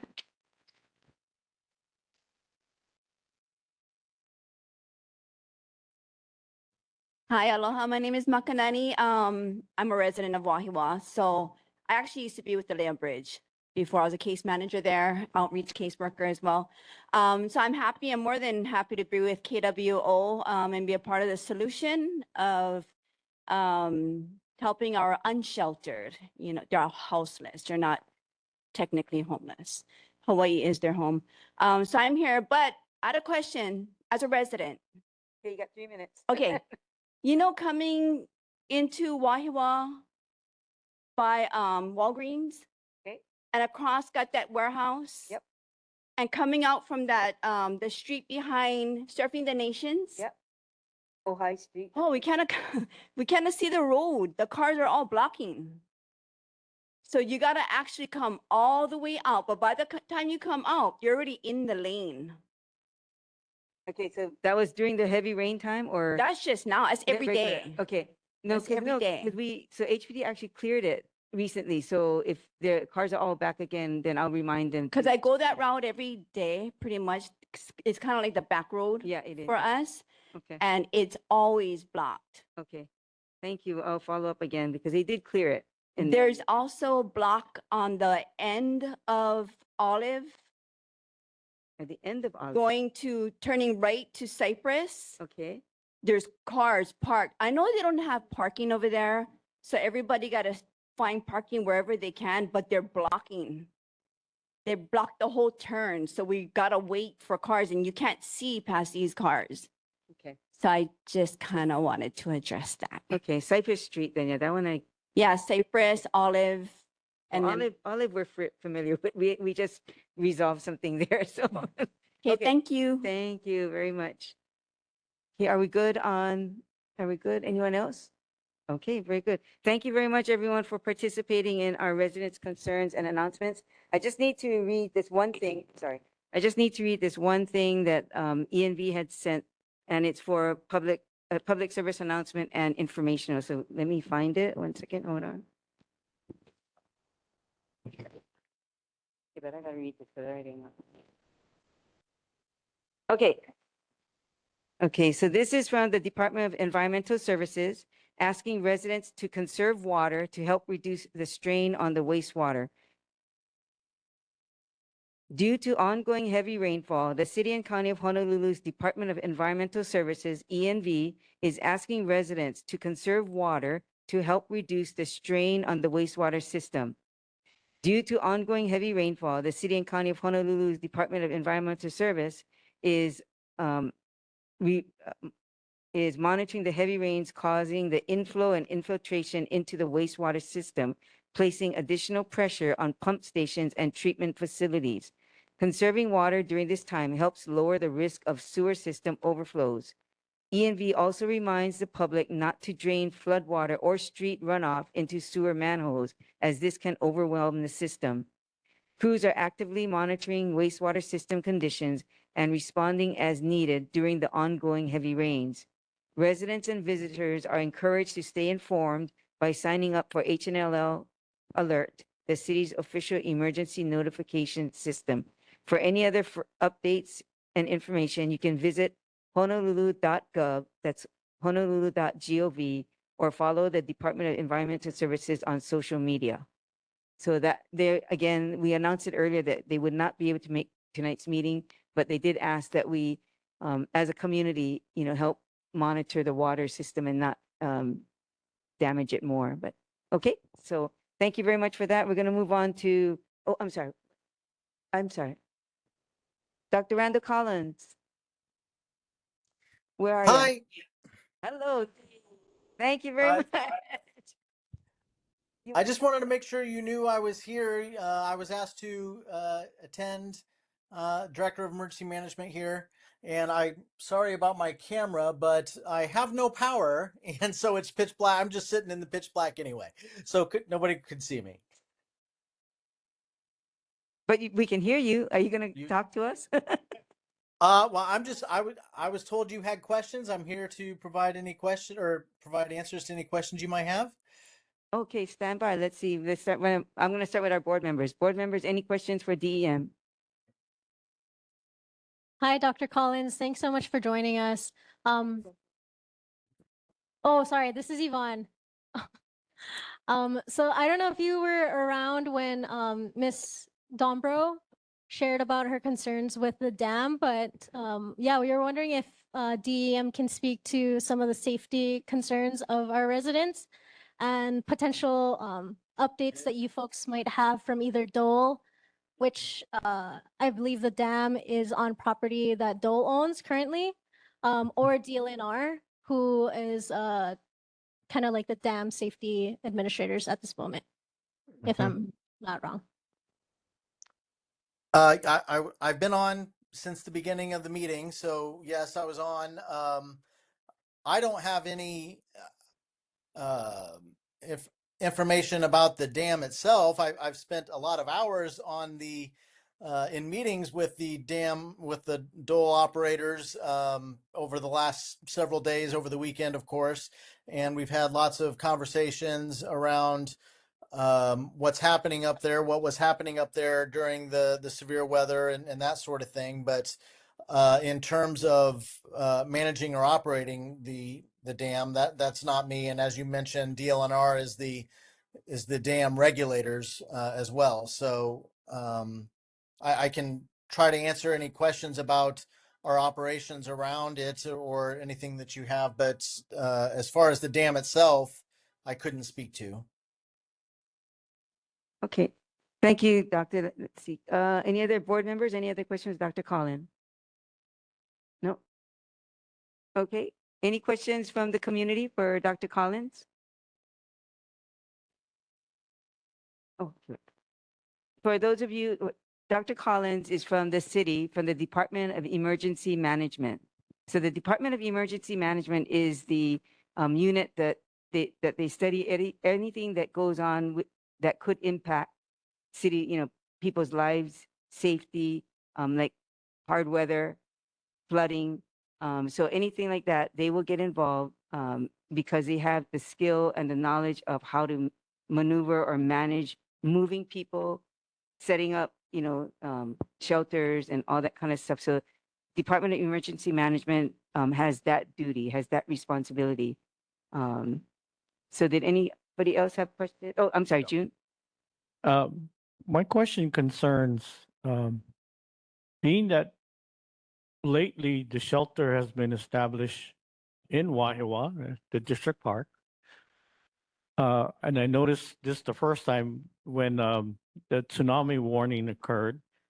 And then all of a sudden the population of Wahiawā doubles or something because you got people from the Waianae Coast coming up and you got people from North Shore coming up. So now you got a convergence of a lot of people all of a sudden for a few hours just in this area. So was the shelter of the gym adequate? Some people say people were not showing up, but then where did basically all the people that came up from either the Leeward Coast or the North Shore stay around here? Did they just hang around in the park? And then, of course, with the flooding on the North Shore, people also came up here to the Wahiawā area. And the businesses can tell you that the ones that were open anyway, could say that they had a tremendous volume of people coming through. So just wondering are we adequately prepared for such a vast amount of people coming to one particular city? And was the shelter enough just the one site? I'm sorry, sir. Your question is about a shelter during the tsunami? Well, both tsunami and the recent flooding, people came to this community. Okay, And people coming up from Kolikoli Pass, they basically had no place to go because we don't have hotels or anything in this area. Mhm. And I heard the same thing about people coming up from North Shore to come up here because high ground, same thing. Sure. So I mean, are we prepared in this community to take on that responsibility of helping out a lot more people than what lives up here, basically? So our focus in a tsunami is not sheltering. We only after any damage would happen would we look at opening shelters. There's no way that we are in a position to activate shelters at the time that we get a tsunami warning. There's just, as you know, there was all kinds of traffic issues. We have no idea, obviously, when a tsunami warning is going to happen. So there's no advanced opportunity to get shelter workers into place and activate particular shelters. So as an example of a different hazard, this past weekend, we have a forecast that tells us it's going to be tells us it's going to be bad. There's going to be flooding and that sort of thing. And we were able to activate the shelters ahead of the most significant part of the storm. But with the tsunami, we don't know when that's going to happen. And it takes several hours to activate a shelter. And as you know, it takes only a few hours if it's a local tsunami, not even an hour sometimes to get to us. But even in the July situation, we only had about 5 hours, but then that's doing all the other things that we have to do in terms of evacuation. So our focus during tsunami is evacuation and telling people to go upward and inward and just get out of the tsunami zone. Now, they don't have to go all the way up into the top of mountains or anything like that. They just have to get past the tsunami zone. And and so that's our focus, is just on tsunamis, get people to safety and get them out of the tsunami zone. They can go to Starbucks, they can go to a park, they can go to anything that's open, whatever the case may be. But we don't even have the ability to activate a shelter in time for before a tsunami might arrive, kind of thing. So that's the tsunami. And as far as the past weekend goes, how we activate shelters there is, we try to take a look at the entire island, and figured out where we needed shelters based on what we believed was going to be the greatest need and would service the greatest number of population. And we had a very good spread geographically all across the island to make sure that we could support any of the needs that we had. And quite frankly, I think the max that we had in shelters was around 127 at any given time. And so there was more than enough shelter space available. Typically when we activate shelters, most people don't go to shelters. They don't want to be at shelters and so forth. They'd rather go to friends' houses or family houses or whatever the case may be. But we want to make sure that there is an opportunity for anybody that just doesn't have any other place to go or wants to stay local or whatever. And so we activate those particular shelters there for them. I hope that answers your question. You okay? I can see a need for better planning though. Thank you. Joe, you had a question? Planning is also my question. The Wahiawā is a high plateau. Traditionally, whenever there's a tsunami or any kind of heavy downpour on the North Shore, Wahiawā is packed with cars parked along the side of the street or at all the fast food joints. This planning, as June mentioned, should give some thought to what do we do with all the people that evacuate from the North Shore up to here in Wahiawā. Is there a place that can be designated specifically for all the cars that come up here and all the people that come up here, even for short periods of time? I appreciate the question. We do designate and did designate on July 29th what we call assembly areas, where we can just point people to go to those particular areas, but they will not be serviced by any shelter workers. There won't be any city services there ever. It's just basically a direction or a safe place that we know is beyond the tsunami zone, and usually parks and things like that, so that people can go there. But as a matter of practice, we don't specifically tell people where they go because this is America and it's free choice and people can go wherever they want to go. So we don't mandate that people have to go to particular places. That's a level of planning that we would not have the ability to do. You're done, Joe? Okay, thank you. One more question. Hi, this is Erin. Thanks for being here tonight. I have a question. Is food provided? So we're looking at provision of space, parking, shelter. Is food provided and just adequate amount of food for an influx of people who need space? Are you talking about the tsunami again, or? No, I'm talking about like anytime there's an emergency action, we have shelter. Is food provided, food and water provided? Yes. So in this past activation of the shelters for this past weekend, we reached out to the Salvation Army. The Salvation Army is providing food to all the different shelters. Okay, great. That's nice to hear. Thank you. Okay, because he's been up there for a while.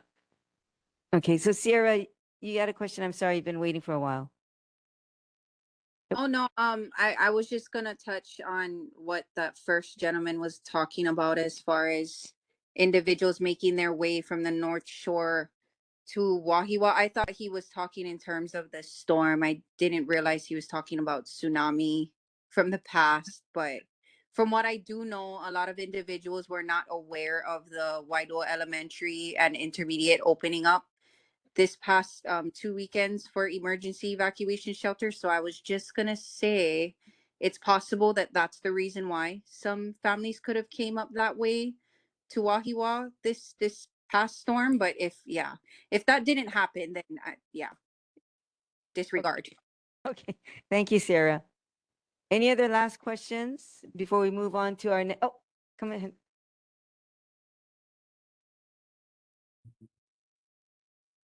My name is Warren Gualderrama.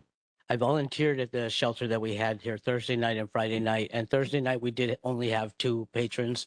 By Saturday night, we had just under 20. We ran out of cots. They were talking about opening up another building. And we also had about 7 dogs here. Yes, it was in this building. But they have to be on leash. The dogs, the pets have to be on leash. There was kennels and leashes. Yeah. Okay. Very good. Okay. Thank you, Warren. Okay. I think, are we done? Oh, yeah. Dr. Collins, aloha. This is TJ, Vice Chair, Wahiawā-Whitmore Village Neighborhood Board. I wanted to ask, now that we've had this past weekend to look back on, what are the plans for the Department of Emergency Management as far as the next couple of days? Because I understand that there is another Kona low that's coming, not quite as big as the one that just visited us, but what are DEM's plans as far as the next couple of days and maybe even into the weekend? Thank you. Thanks, TJ. So right now, my staff is knee deep in doing what we call a damage assessment from the last storm. And what we're trying to do is help Hawaii get a presidential declaration so that we get those federal disaster dollars coming into the state so that it can support anybody that, that had eligible costs that could be reimbursed by FEMA and that sort of thing. So damage assessment is the big ticket right now for not just us, it's all the islands. We're all doing it. All the emergency management agencies are doing it along with HIEMA. So that's what we're engaged in. You all have kept mentioning throughout this meeting this new storm system that's coming to us. I was on the phone with the Weather Service this morning. There is potential heavy rain coming starting as early as Thursday and into the weekend. It's still very early to really even understand what that weather system even looks like. They are not calling it a Kona low at this point. They are not everything, their confidence level and their forecast is very low. And so, we're watching it obviously and staying very close, connected with the National Weather Service. And should that become another weather threat, then we will continue to do very similar to what we did in advance of this last storm, obviously. But obviously, I know all of you are very concerned because now we have elevated reservoirs levels and that sort of thing. But I can also tell you that the dam operators in the reservoirs that we are concerned about, obviously, we're continuing to work with them, and we're continuing to work on getting those reservoir levels lower in a proper manner.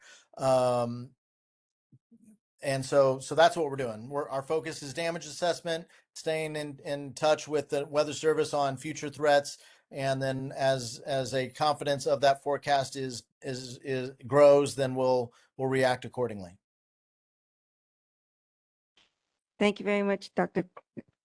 Wait, nobody else up there, right? Okay. Okay, go ahead. I'm sorry. Hi, Dr. Collins, Terry Maruyama.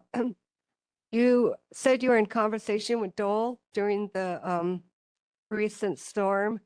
How confident were you that the dam would not breach? And if you were that confident, how long would it have taken to evacuate people if it did breach? Because it's not in very good condition. That's a great question. We had no conversations that talked about structural integrity of the dam. That was not raised as any concern on any level from DLNR or from Dole and that sort of thing. Our focus was more on all the other variables that we couldn't understand, or that are basically impossible to understand. What's the rate of rainfall? What's the amount, how high, how how quickly is the elevation of the reservoir rising based on that rate of rainfall, and what are some of the other variables that have to do with weather that could have put that dam into a situation where it was spilling over, or as you're concerned about, or threatening the dam structural integrity as well. It never got to any of those levels. We weren't going to let it get to those levels without evacuating ahead of time, obviously. And so to answer your question, that's where why we issued our get ready to go notice when we did, when it was at 82.7 feet. We were shooting for 83, but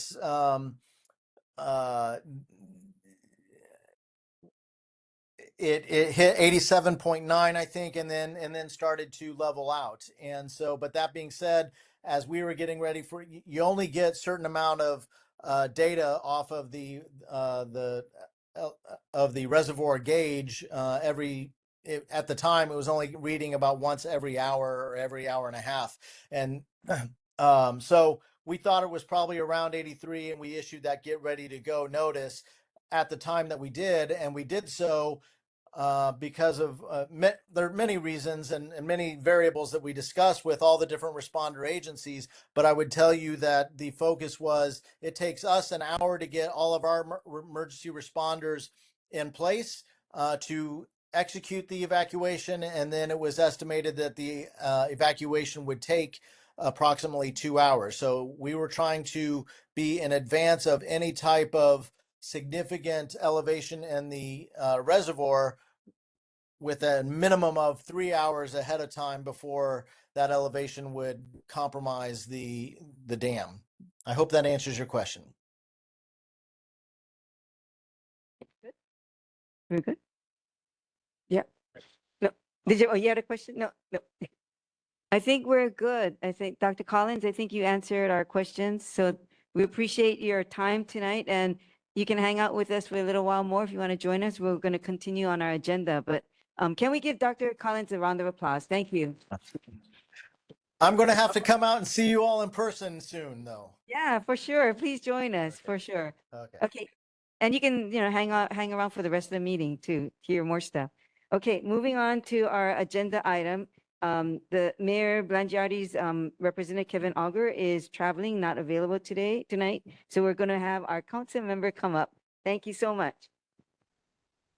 Aloha, Chair, board members, community members. And we did have Director Collins, so I guess we can say he spoke for Mayor's admin today. But so we did pass out our newsletter. I just wanted to ask, who does anyone not get the city alerts on your cell phone text message? If you don't, and I know I've told this to every reporter we've done a story with, I know we brought it at the meetings, you can go on the front page of our newsletter, you can go onto the Honolulu Alert website to sign up for different types of alerts. But to get the emergency alerts, if you don't get those, text HNL Alert, and this is for everyone, HNL Alert to 888-777. So just HNL ALERT. That'll give you the city emergency alerts. So not everything can go out on that national alert system, right? There's certain criteria. So when your phone, what's the word, dings, right? And it buzzes and it gives you the warning, like we got that for the flash flood warning, we got that for the missile alert, right? Not everything can go out on that. It has to meet certain criteria. So things like when the shelter was opening, that came out on the city alert system. Information on the dam warning, all of that came out. And so we definitely want to encourage everyone to sign up for that. I think at the last committee meeting, Director Collins had mentioned we're about national average, a little bit above with signups, but it's still just a small portion of our community, and we want to make sure everyone is getting those alerts. Not to repeat, but on our newsletter, we do have the info on the damage assessment, so that's information that the city wants to collect. I think everybody is asking extremely good questions tonight, and so I first wanted to say I agree with all the concern, and definitely think we need to be able to address all of the issues. I do want to applaud all of our first responders that were out there, HECO folks, like you said, Kealo West Oahu, getting out with our homeless community. It really does take a village. And so I just really want to ask everyone to first reflect on that, right? This was one storm, folks, in addition to the flooding, someone 3 days without power. So the potential and the fragility of what we could experience, right? The fragility of our infrastructure is high. And so I think it's a reminder as the city is going to continue to learn and improve processes for us as a community to continue to improve, right? And make sure we're prepared. We have that emergency kit. We know all the plans.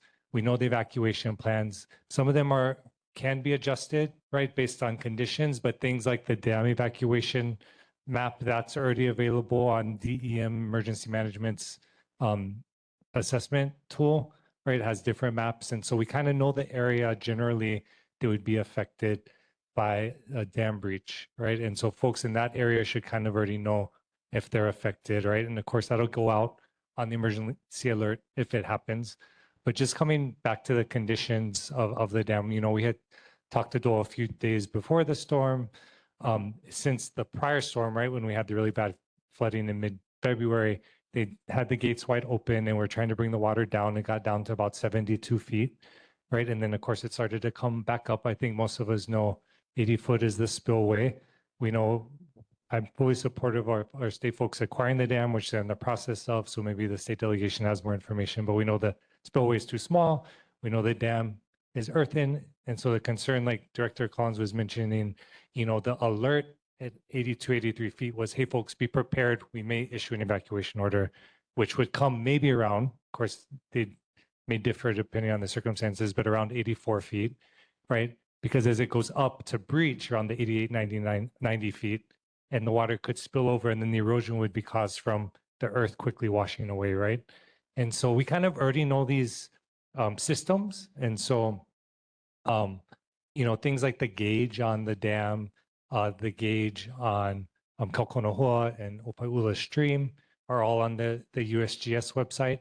And so for folks that are interested, right, that's always a tool that as we're being prepared each storm and each evening, we can be checking. Like, for example, like I was just refreshing back and forth between each page. Like Director Collins said, like some of the updates are like 15 minutes, 30 minutes, sometimes an hour. But you can already tell whether it's from the stream or the dam when we're going to be approaching evacuations. And so we know like Otake Camp is going to be first downstream, and then it's going to work up, right? And the USGS maps, the gauges actually show, you know, the dotted lines where minor flooding occurs. And so before DEMs are even sending out the alerts, we as a community can already kind of have a feel of the direction that it's going and then take those precautions and prepare, particularly for vulnerable community members, right? Kupuna may need some more time, those with medical issues or other things that could slow them down. And so just wanted to throw that out for the community to consider and reflect on. Like it really is something we all have to be prepared for because when the moment happens, whether it's the tsunami or flooding, you know, the immediate priority is going to be protecting people's lives. And so I share that because, you know, we're getting emails, I'm getting calls about input that's all valuable, send it in, right? You're seeing certain conditions on the roads, you want something addressed. But in the moment, you know, our first responders and our city agencies are going to be out responding to crises as they arise, and they're going to prioritize based on risk. And so, you know, generally our focus as an office is going to be pumping out the most vital and need to know information. And that's going to be information coming from Department of Emergency Management, but then you as eyes on the ground know what's going on in the community. And so of course, if you see conditions worsening, you know, you should take action as well, let your neighbors know. And so just wanted to kind of share that because I'm extremely grateful for how the city handled this situation. You know, we were getting updates throughout the night from the city administration and the Emergency Operations Center. I think that I'm extremely grateful that Director Collins is seeking to expand the Department of Emergency Management at the city with additional positions and long-term dramatically increase the size of the department because given the size of our jurisdiction, it's really necessary to have that infrastructure. So I do believe we're in good hands, but just wanted to echo that I feel the frustration, feel the concern from the community. But ultimately, I think the key takeaway is that we have to be prepared. And I think the community did show up in that way. And so I was really proud about that, seeing like all this stuff coming out online and all the information being shared. But again, next family party, have your family sign up for those emergency alerts from the city if they're not, right? Because stuff like the shelters where they're open, because those things may vary based on the conditions, right? Because you're not going to necessarily have a one-time designated facility Like when we had the hurricane a few years ago, and a lot of folks on the North Shore were concerned, like, why are there no shelters up here? And it's like, well, you can't have a shelter and put folks in a place where they're going to be in danger, and then you have to evacuate them from later, right? So those are all factors that go into the considerations. Okay, so with that said, we do have some updates in the newsletter. I'll let you folks read through it because I know my time is up, I think, already. But there's some expansion on Route 51 specifically. They're adding late night service to the airport between 10:30 and 3:45. I definitely want to get to the questions that came up at the last neighborhood board. So we did send in a request to the department regarding the no camping sign that was missing. And so that's with the department as of February 25th. I know board member Charisma asked about the filming. So generally, the state film office does some permitting. Our city permitting generally is Honolulu Film Office helping folks navigate necessary city permits. So that may be HPD, maybe DTS transportation services for roads. So generally on private property, they're not doing permitting, but we're going to double check on the land use issues with DPP. But my understanding just from conversation was that the actual filming was on an adjacent private property. Maybe parking occurred on the property owner I'm talking about, but the gondola property.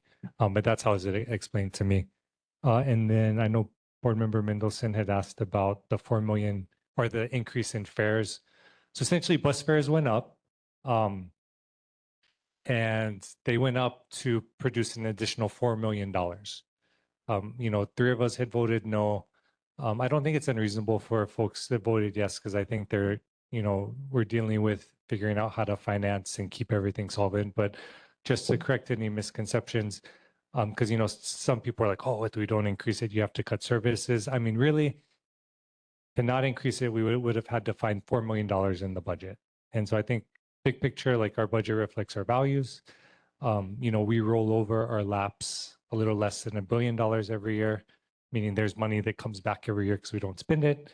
And so really it's just a difference of what we want to prioritize and where we want to put funds and not put funds in.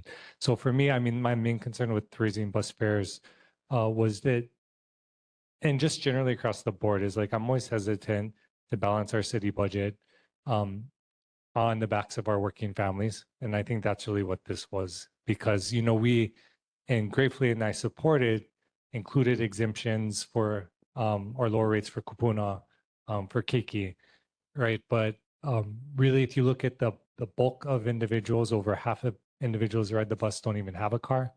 And you look at folks that are using it to get to work. And then for those folks to be in the group that's going to face the brunt of that increase, right, is just what was most concerning to me. And so I would have preferred we've utilized city funds to fill that gap.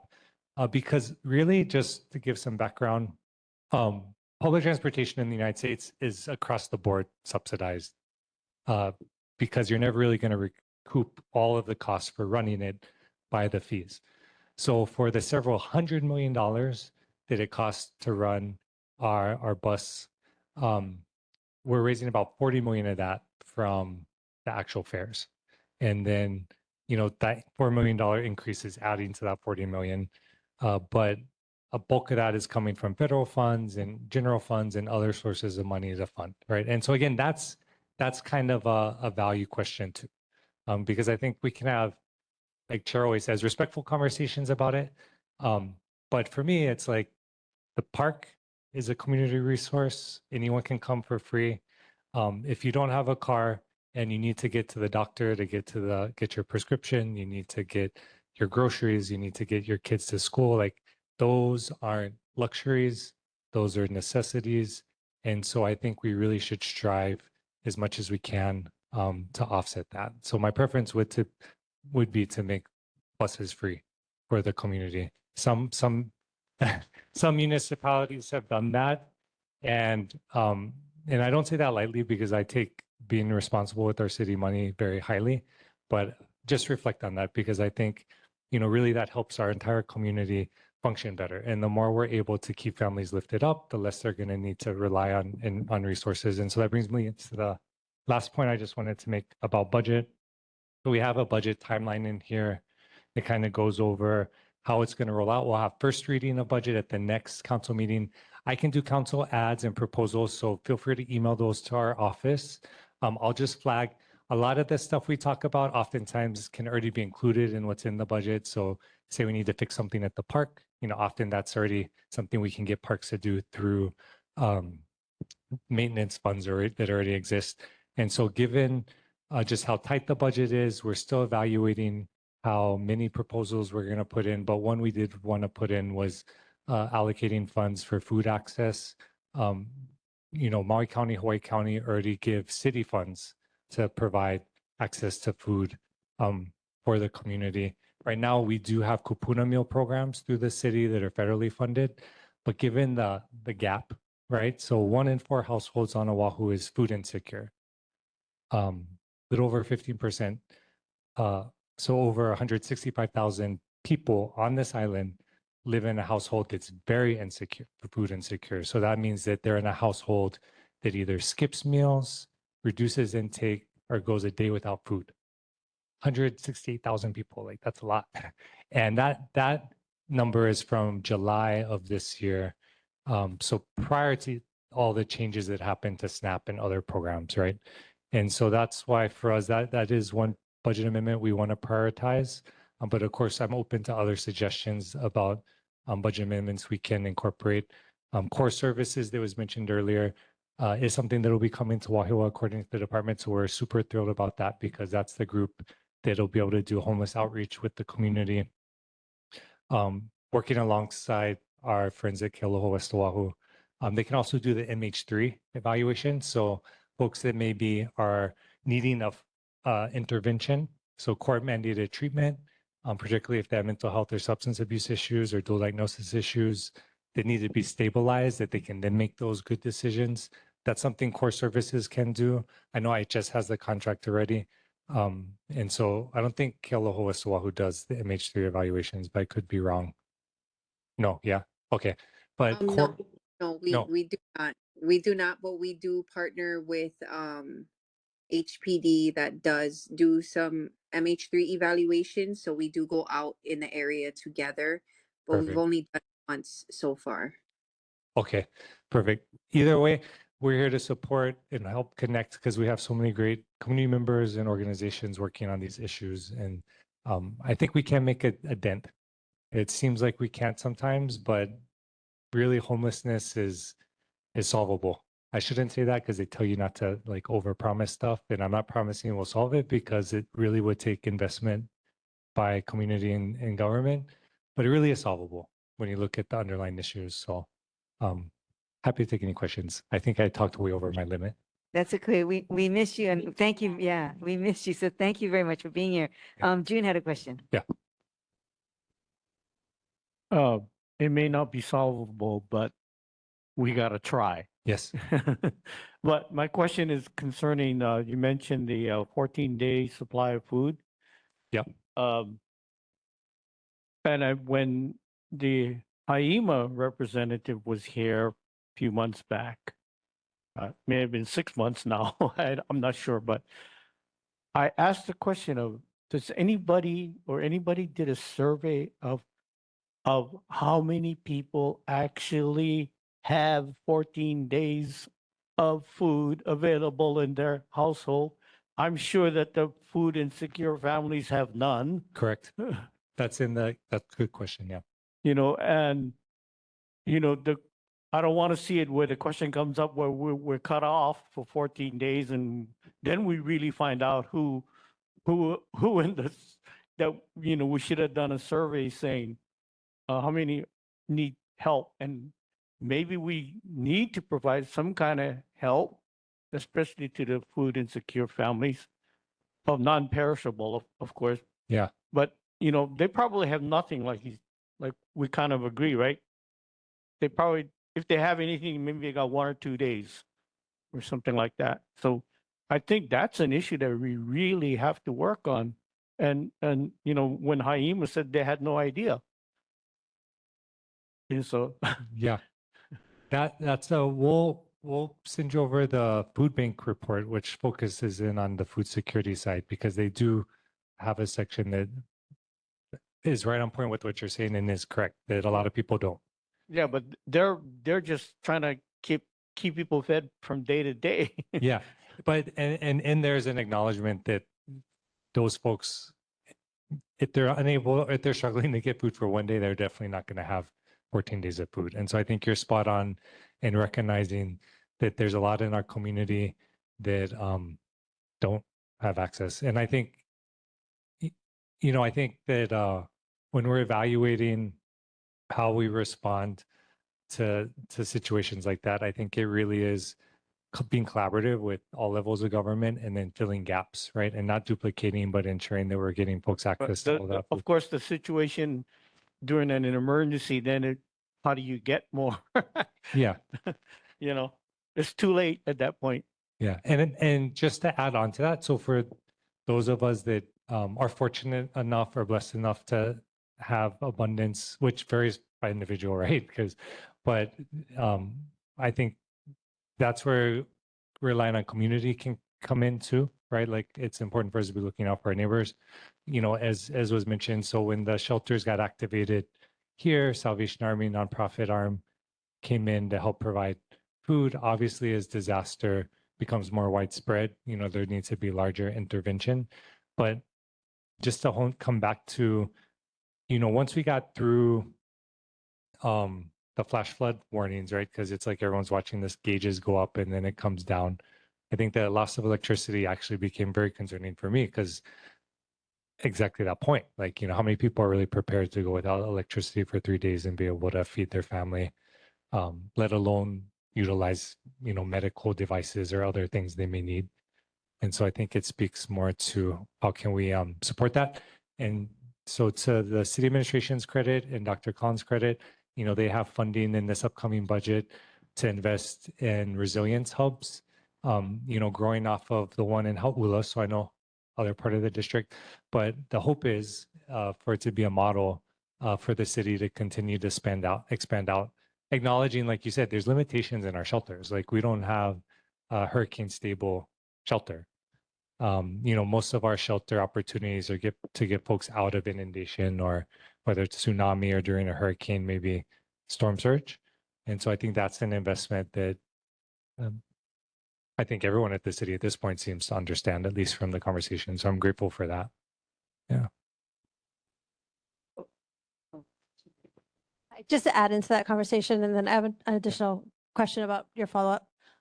So my question to Dr. Collins was the idea of like what food was going to be provided here. And I'm glad that there's, nonprofits and city and county and all, all the volunteers coming out.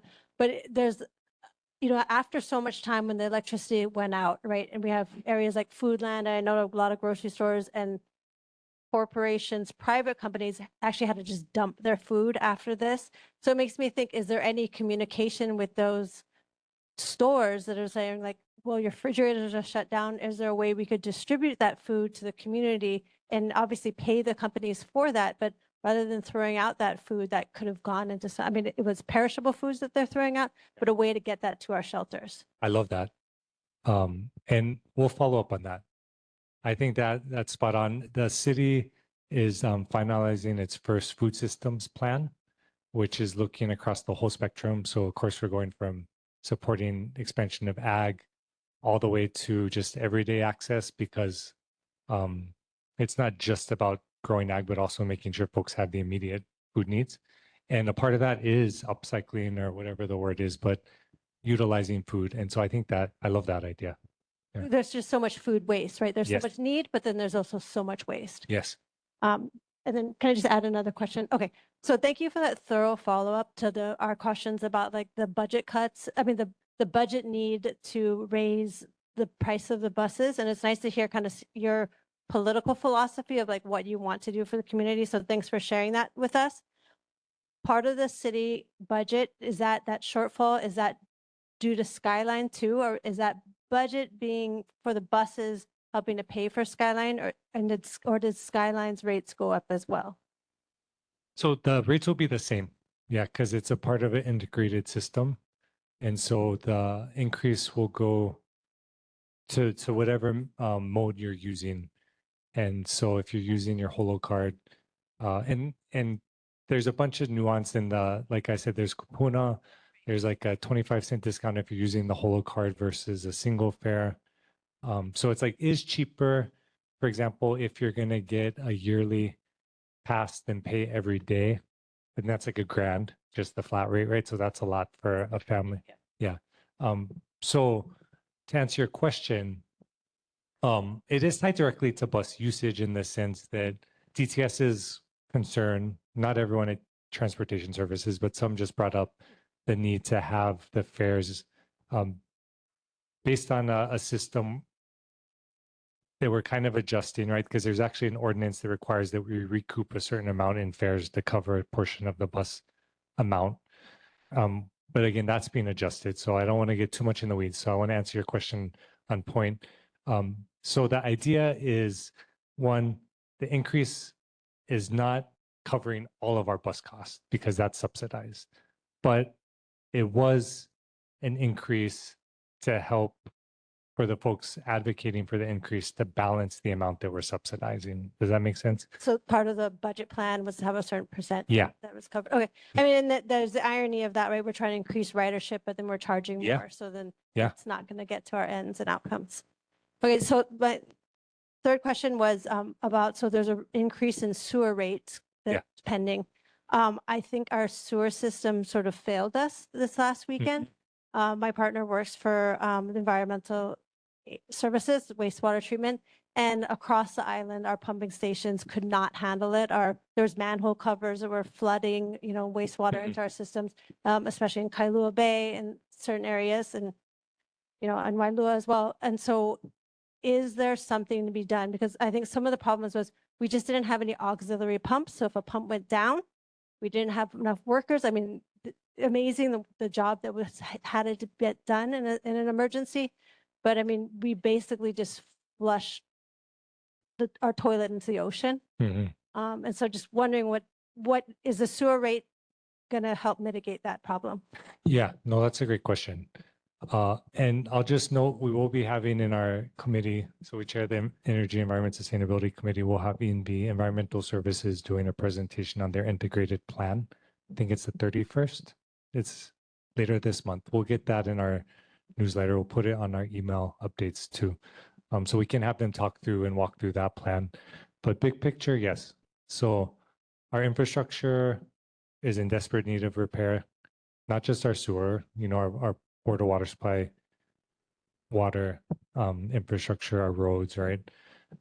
The sewer fee increase, as it was proposed and implemented and passed, is incorporating the cost to improve both the existing infrastructure and complete the new additional work that needs to be done. One that stands out is, like, for example, Sand Island treatment is multi-billion-dollar project with a B. And then a part of the legal restrictions on the sewer fees is that because of the bonds we float, we did covenants, these promises to execute the bonds, right? You borrow money, was that the sewer fee system has to be self-funding. And so that's kind of why it worked out the way it did. And so big picture, we can suggest to E&V that they incorporate that into the presentation at the board, but I'll defer to chair if you want that info included. But we'll make sure they include that in the discussion when we do our committee hearing as well.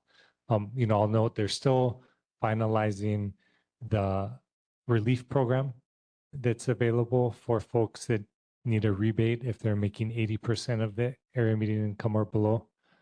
So that would be a reduction on your bill. I'll just note that over the past new bill cycles, right, as the fees gone up or shifted, some people have seen their bill come down because of the way the structure was made, right? So the less water you use, the lower your bill's going to be. And folks that are on the lower end of that have actually seen a reduction. And then, and maybe we can include a handout at the next meeting too, because I did this to Rainbow Seniors, or provided to Rainbow Seniors at their meeting, just all the different rebates available on the city website. So changing out your toilet, for example, getting money back on that, how to really evaluate your ag usage, because everybody that has sewer, there's an automatic amount taken off, assuming you're using some of that for your yard.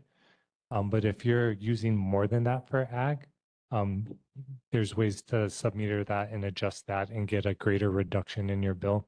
Doesn't apply to everyone, but just kind of throwing out some of the, and you're an expert on this probably because you have an expert in the house, but yeah, thank you. Okay, go ahead. Hi, thank you for joining us tonight. It's been a minute since I you've been know. here. We appreciate you. So just a couple comments though, and the information that you've provided is fabulous. And if you have any questions or you want to actually dig into what Councilmember Wire was saying, feel free to go to the Neighborhood Board Commission website and look for Neighborhood Board 26. And you can watch the videos over and over as many times as you need to understand not just what he's saying, but understand what has been shared in our meetings. But I just had a couple comments regarding the dam. At any given time, the maximum capacity for Lake Wilson is between 2.5 and 3 billion gallons of water. So the information that you folks shared, Dr. Collins shared about how they were watching and gave the go order is right in line with what the dam is. And while there were many scary moments when people kept talking about the dam is going to fail, the dam is going to be, we have some fabulous people that are watching these things, that are literally sitting and watching the gauges. And you folks can go on the USGS website. There are a number of sites where you can actually see in real time what the dam is doing. Where is it? 82 feet, 83 feet, whatever it may be. But it, again, 2.5 to 3 billion gallons of water is what it holds. So, and we talked about 14-day food insecurity. There was a question about how do we know the state did the city did a survey about food insecurity. If there's one thing that COVID and that pandemic showed us is how insecure we were with food, because we were literally cut off at the docks, flying in food, flying in fresh produce was too expensive. So as you go through your days, as you go through the year, and you want to find a way to support that, and you can't do it by yourself, make a donation to the food bank. It is a nonprofit, if I'm not mistaken. So donate, like how you may donate to Aloha United Way out of your paycheck. And if all of us make a small donation to support an organization like Food Bank that supports so many of his in our community, I think we will start to chip away at that food insecurity idea. I mean, it won't take it away completely, but please support the Hawaii Food Bank because of the work that it does to support us in the community when we have times like exactly what we're talking about. But thank you again for joining us. It's great to see you. You too. And I'll try to be here more often. And just to add to that, like totally agree. And there's a lot of local organizations as well. And even if you can't donate, money wise or purchase food wise, there's always volunteering your time. Just as an example, like Meals on Wheels, sometimes they're pumping out the meals prior to large storms to try to get those into kapuna's homes. So that's something that folks can help with. It doesn't cost money. Going out to the kitchen and helping pack and prep, or volunteering as like a driver and deliverer. But I really appreciate that suggestion. So mahalo. Yeah. Okay, any other questions from the board? Questions from the community? Questions virtually? None.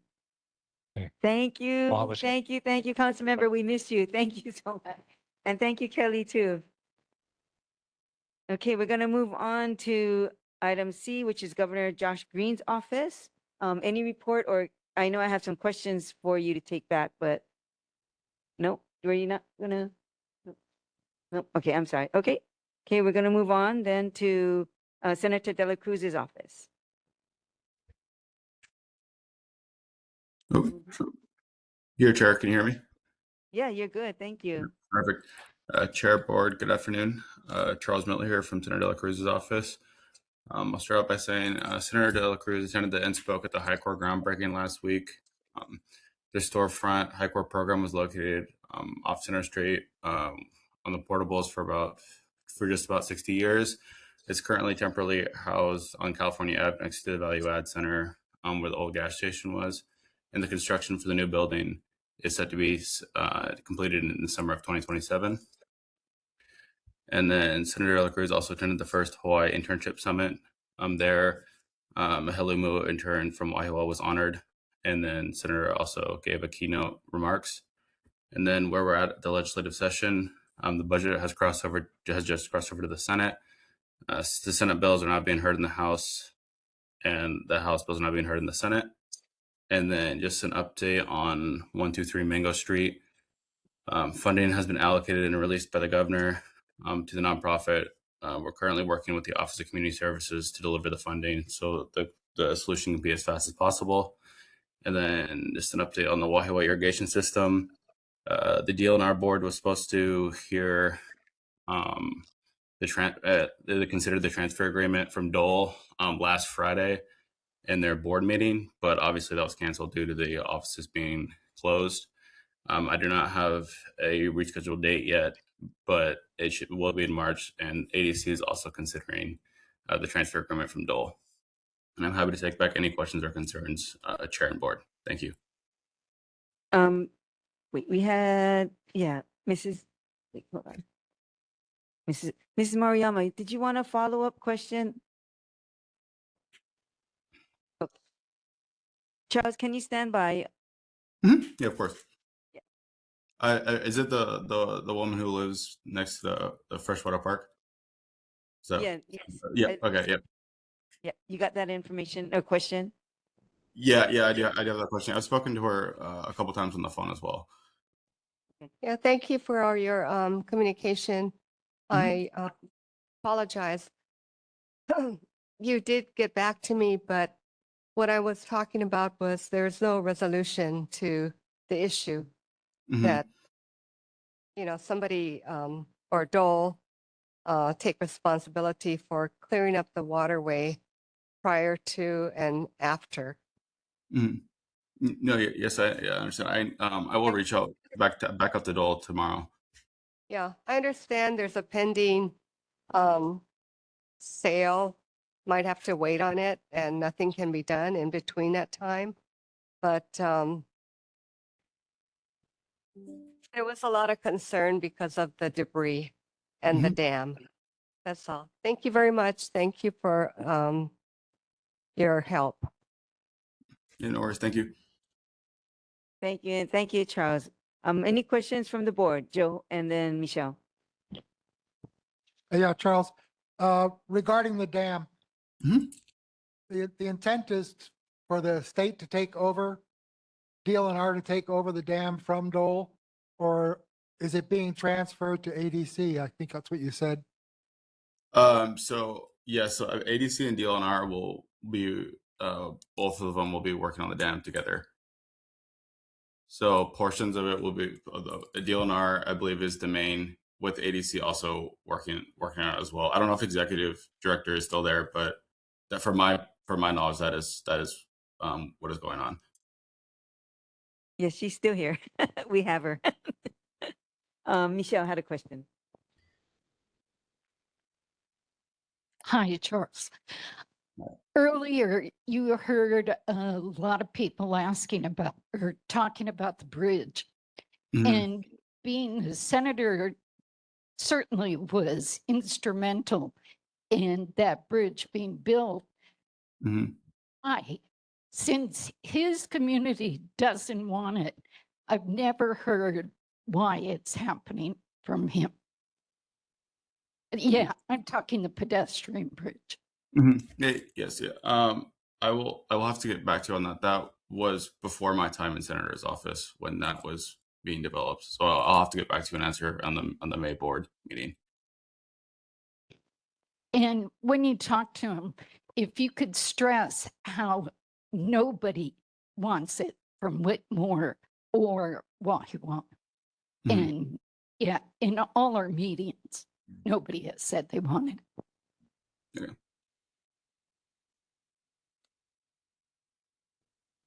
Any other questions from the board? Oh, go ahead. Aloha, Charles. Thank you for hanging out with us. It's TJ. I just had two questions regarding the 123 Mango Street property. You said Yeah. that money was appropriated or earmarked, or how much? Just off the top of my head, just under $1 million. It was through CIP GIA the last couple of years.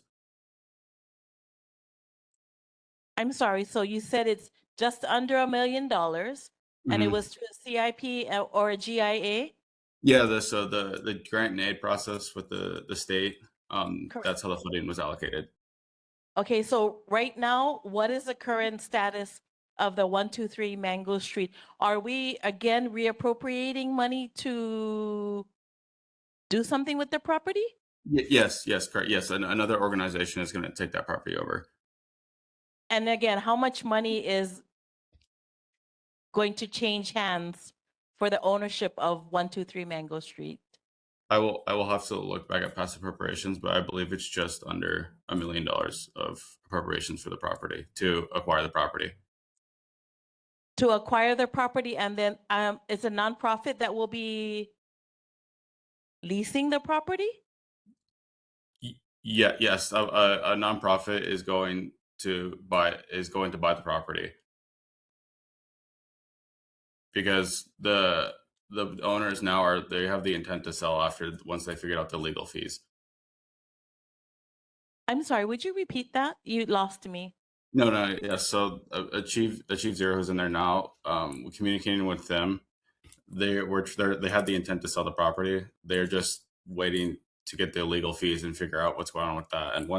And the money has been allocated to the nonprofit through the Office of Community Services to acquire the property from them. So, and correct me if I'm wrong, Achieve Zero / Alea Bridge was given GIA and CIP monies to purchase that property. And now they are selling the property and monies are being appropriated to another nonprofit to buy it from Achieve Zero / No, Alea Bridge? the owner. The owner of the owner of the building. I don't know. I'm sorry. I don't necessarily know if it is Achieve Zero. I just know that that's the person I was communicating with. His name starts with an R. I'm blanking on his name, but Yeah, that would be Rod. yeah. But yes, a nonprofit is working to purchase the property for 123 Bingo. I could follow up with you on who actually. I believe it's something Winter who actually owns the property. Yeah, that would be Nikki Winter. Yes. So if you could, at the next meeting that we have, if you could come back and share with the community what in total has the state spent on this particular property, because from what I understand, money was allocated through grants, CIPs, GIAs to Achieve Zero and Alea Bridge. Mm-hmm. And now they are taking that property and selling it to another nonprofit that the state is funding for that same property. So could you tell us at our next meeting, how much has the state, after this last piece is completed, how much Mhm. will the state have spent on 123 Mango Street? Yeah, I can provide that information. That would be great. And then my last question is regarding the dam / the spillway / Lake Wilson. Yes. What is the current cost of the state purchasing that from the two owners that own that particular area? You're talking about how much is the state invested currently in the dam? No, how much is the state going to buy the dam and the spillway for from the two owners? Oh, And I'll you have to can bring look. that to the next I'll meeting. bring. Yeah, thank you. I can bring that back. I don't have the exact number off the top of my head. Okay, and then at the same time, could you also let us know where in the process we are? Are we almost near the end of the state purchasing it, or are there still negotiations going on with the two owners? I appreciate So it. Yeah. So the board meetings through DLNR and ADC was to acquire the transfer agreement from Dole of the rest of the TMK parcel from Dole. So it's close. And then that would finish in if they approve, that would be they'd be finalized in June 2026, and then we'd move forward from there. And then where are we in talks with the other owner of the rest of the dam and the spillway? Because you do know that there are two owners. For my understanding, it was just Dole. Oh, you should go and check. Sustainable Hawaii's LLC is the other owner. Okay, I can look into that. Thank you. Great. I look forward to hearing your report at our next meeting. Thank you. Thank you. Any other questions from the board? Or from the community? Or virtually? Okay. Kate. All right. Thank you very much, Charles. Thank you. Okay, and then we're halfway there. So we have Representative Peruso. Thank you so much for hanging with us. Yeah, my pleasure. So I'll be really brief. There's a lot going on at the Capitol in terms of legislation, but tonight I just want to alert the community to some conversations that we're having at the Capitol around LNG, which is liquefied natural gas. The governor has, I think for a couple of years now, been speaking publicly and working with community and like multiple organizations to further a plan to adopt LNG. And what we did in an info briefing on Thursday was take a hard look at that plan. We had some independent experts come in, and what happened was they identified a really fundamental fatal error, spreadsheet error, that showed us that the assumptions of the plan were based on assuming that LNG has no cost. So with the modeling that they had done based on that assumption, it looked like LNG was going to be a pathway that would save the state about 1.2 billion.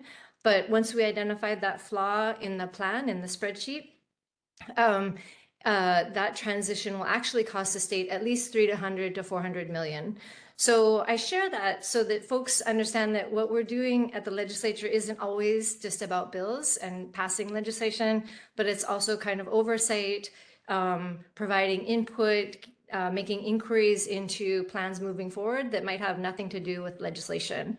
And I also wanted the community to be aware of this controversy that's emerged, because I think the State Energy Office, we're going to have a follow-up info briefing with them this coming Friday, and I expect that to be quite interesting as well.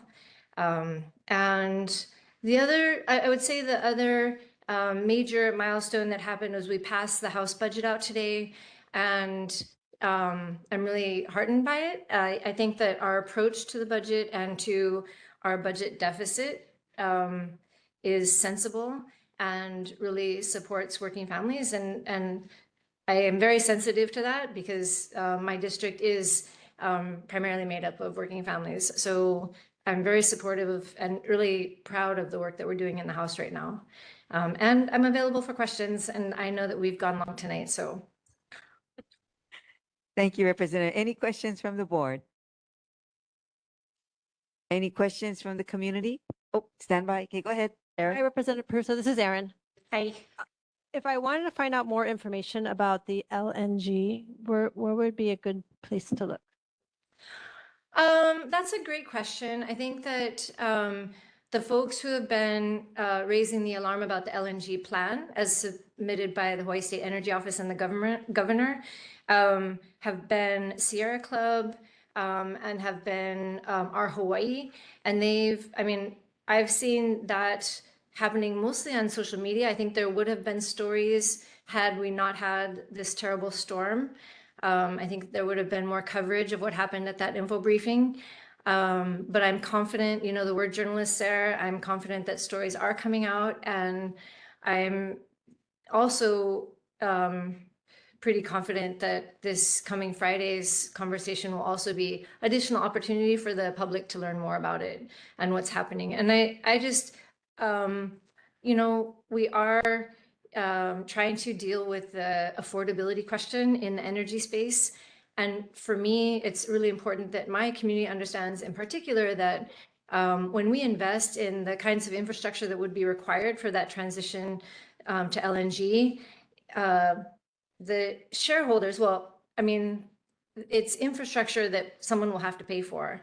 And essentially the ratepayers, all of us, ordinary people, will end up paying for that infrastructure, which will then very quickly become defunct and obsolete because we cannot use it past our 2045 deadline. So, and it's kind of also, the plan is also kind of based on this pipe dream of having, you know, other kinds of fuels be available, technology being available that doesn't yet exist. So we're banking on things that don't yet exist, which I don't think is sensible. So these are, I mean, the chair of Energy and Environmental Protection, Nicole Lowen, and myself have really been trying to share our concerns and have a conversation. And right now it's happening primarily in the House, but I'm hopeful that the Senate will join in soon and, you know, avail themselves of opportunities to ask questions and dig deeper because we're responsible to our communities and to the state. Okay, thank you. Okay. Any other questions, Michelle? I'd just like to mention the Hawaii Free Press had a real good article on it too. So you might want to check that. Thank you. Any other questions from the board? Questions from the community? Questions virtually? Okay, seeing none, thank you very much, Representative. We appreciate you. the update. Thank Yeah. you. Pleasure. Bye.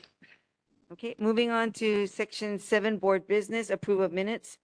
TJ, we're going to be taking a vote for approval of minutes, please. Okay, we're going to do approve of minutes for a regular meeting of Monday, January 26, 2026. Any motion? I make a motion to approve minutes. Okay, okay, first and second. Okay, all in favor to accept the regular meeting minutes of January 26, 2026? Aye. Any opposed? Okay, hearing none. Minutes of January 26, 2026 are approved. Next one is regular meeting of Monday, February 23rd, 2026. Any motion to accept the minutes? No, I don't have a motion. I just want to mention on page 5 of 8, there's and page 4 of 8. Under presentations on 4 of 8, number 5, it says Sylvia raised that question, and actually it was me. And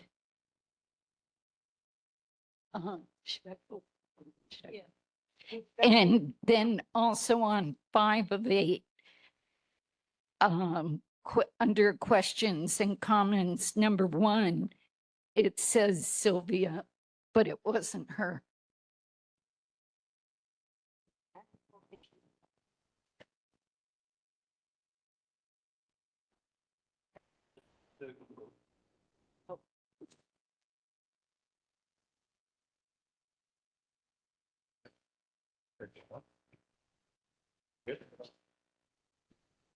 Mic check. Okay, Michelle, or sorry, Member Wamaki, what was the first edit you had said on page 4? Where was it located? So sorry.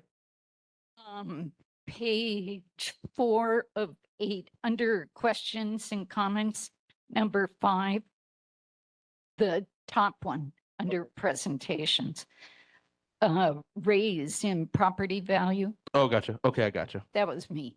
Thank you so much. Got it. I'll make those 2 changes. Thank you so much for Thank pointing that out.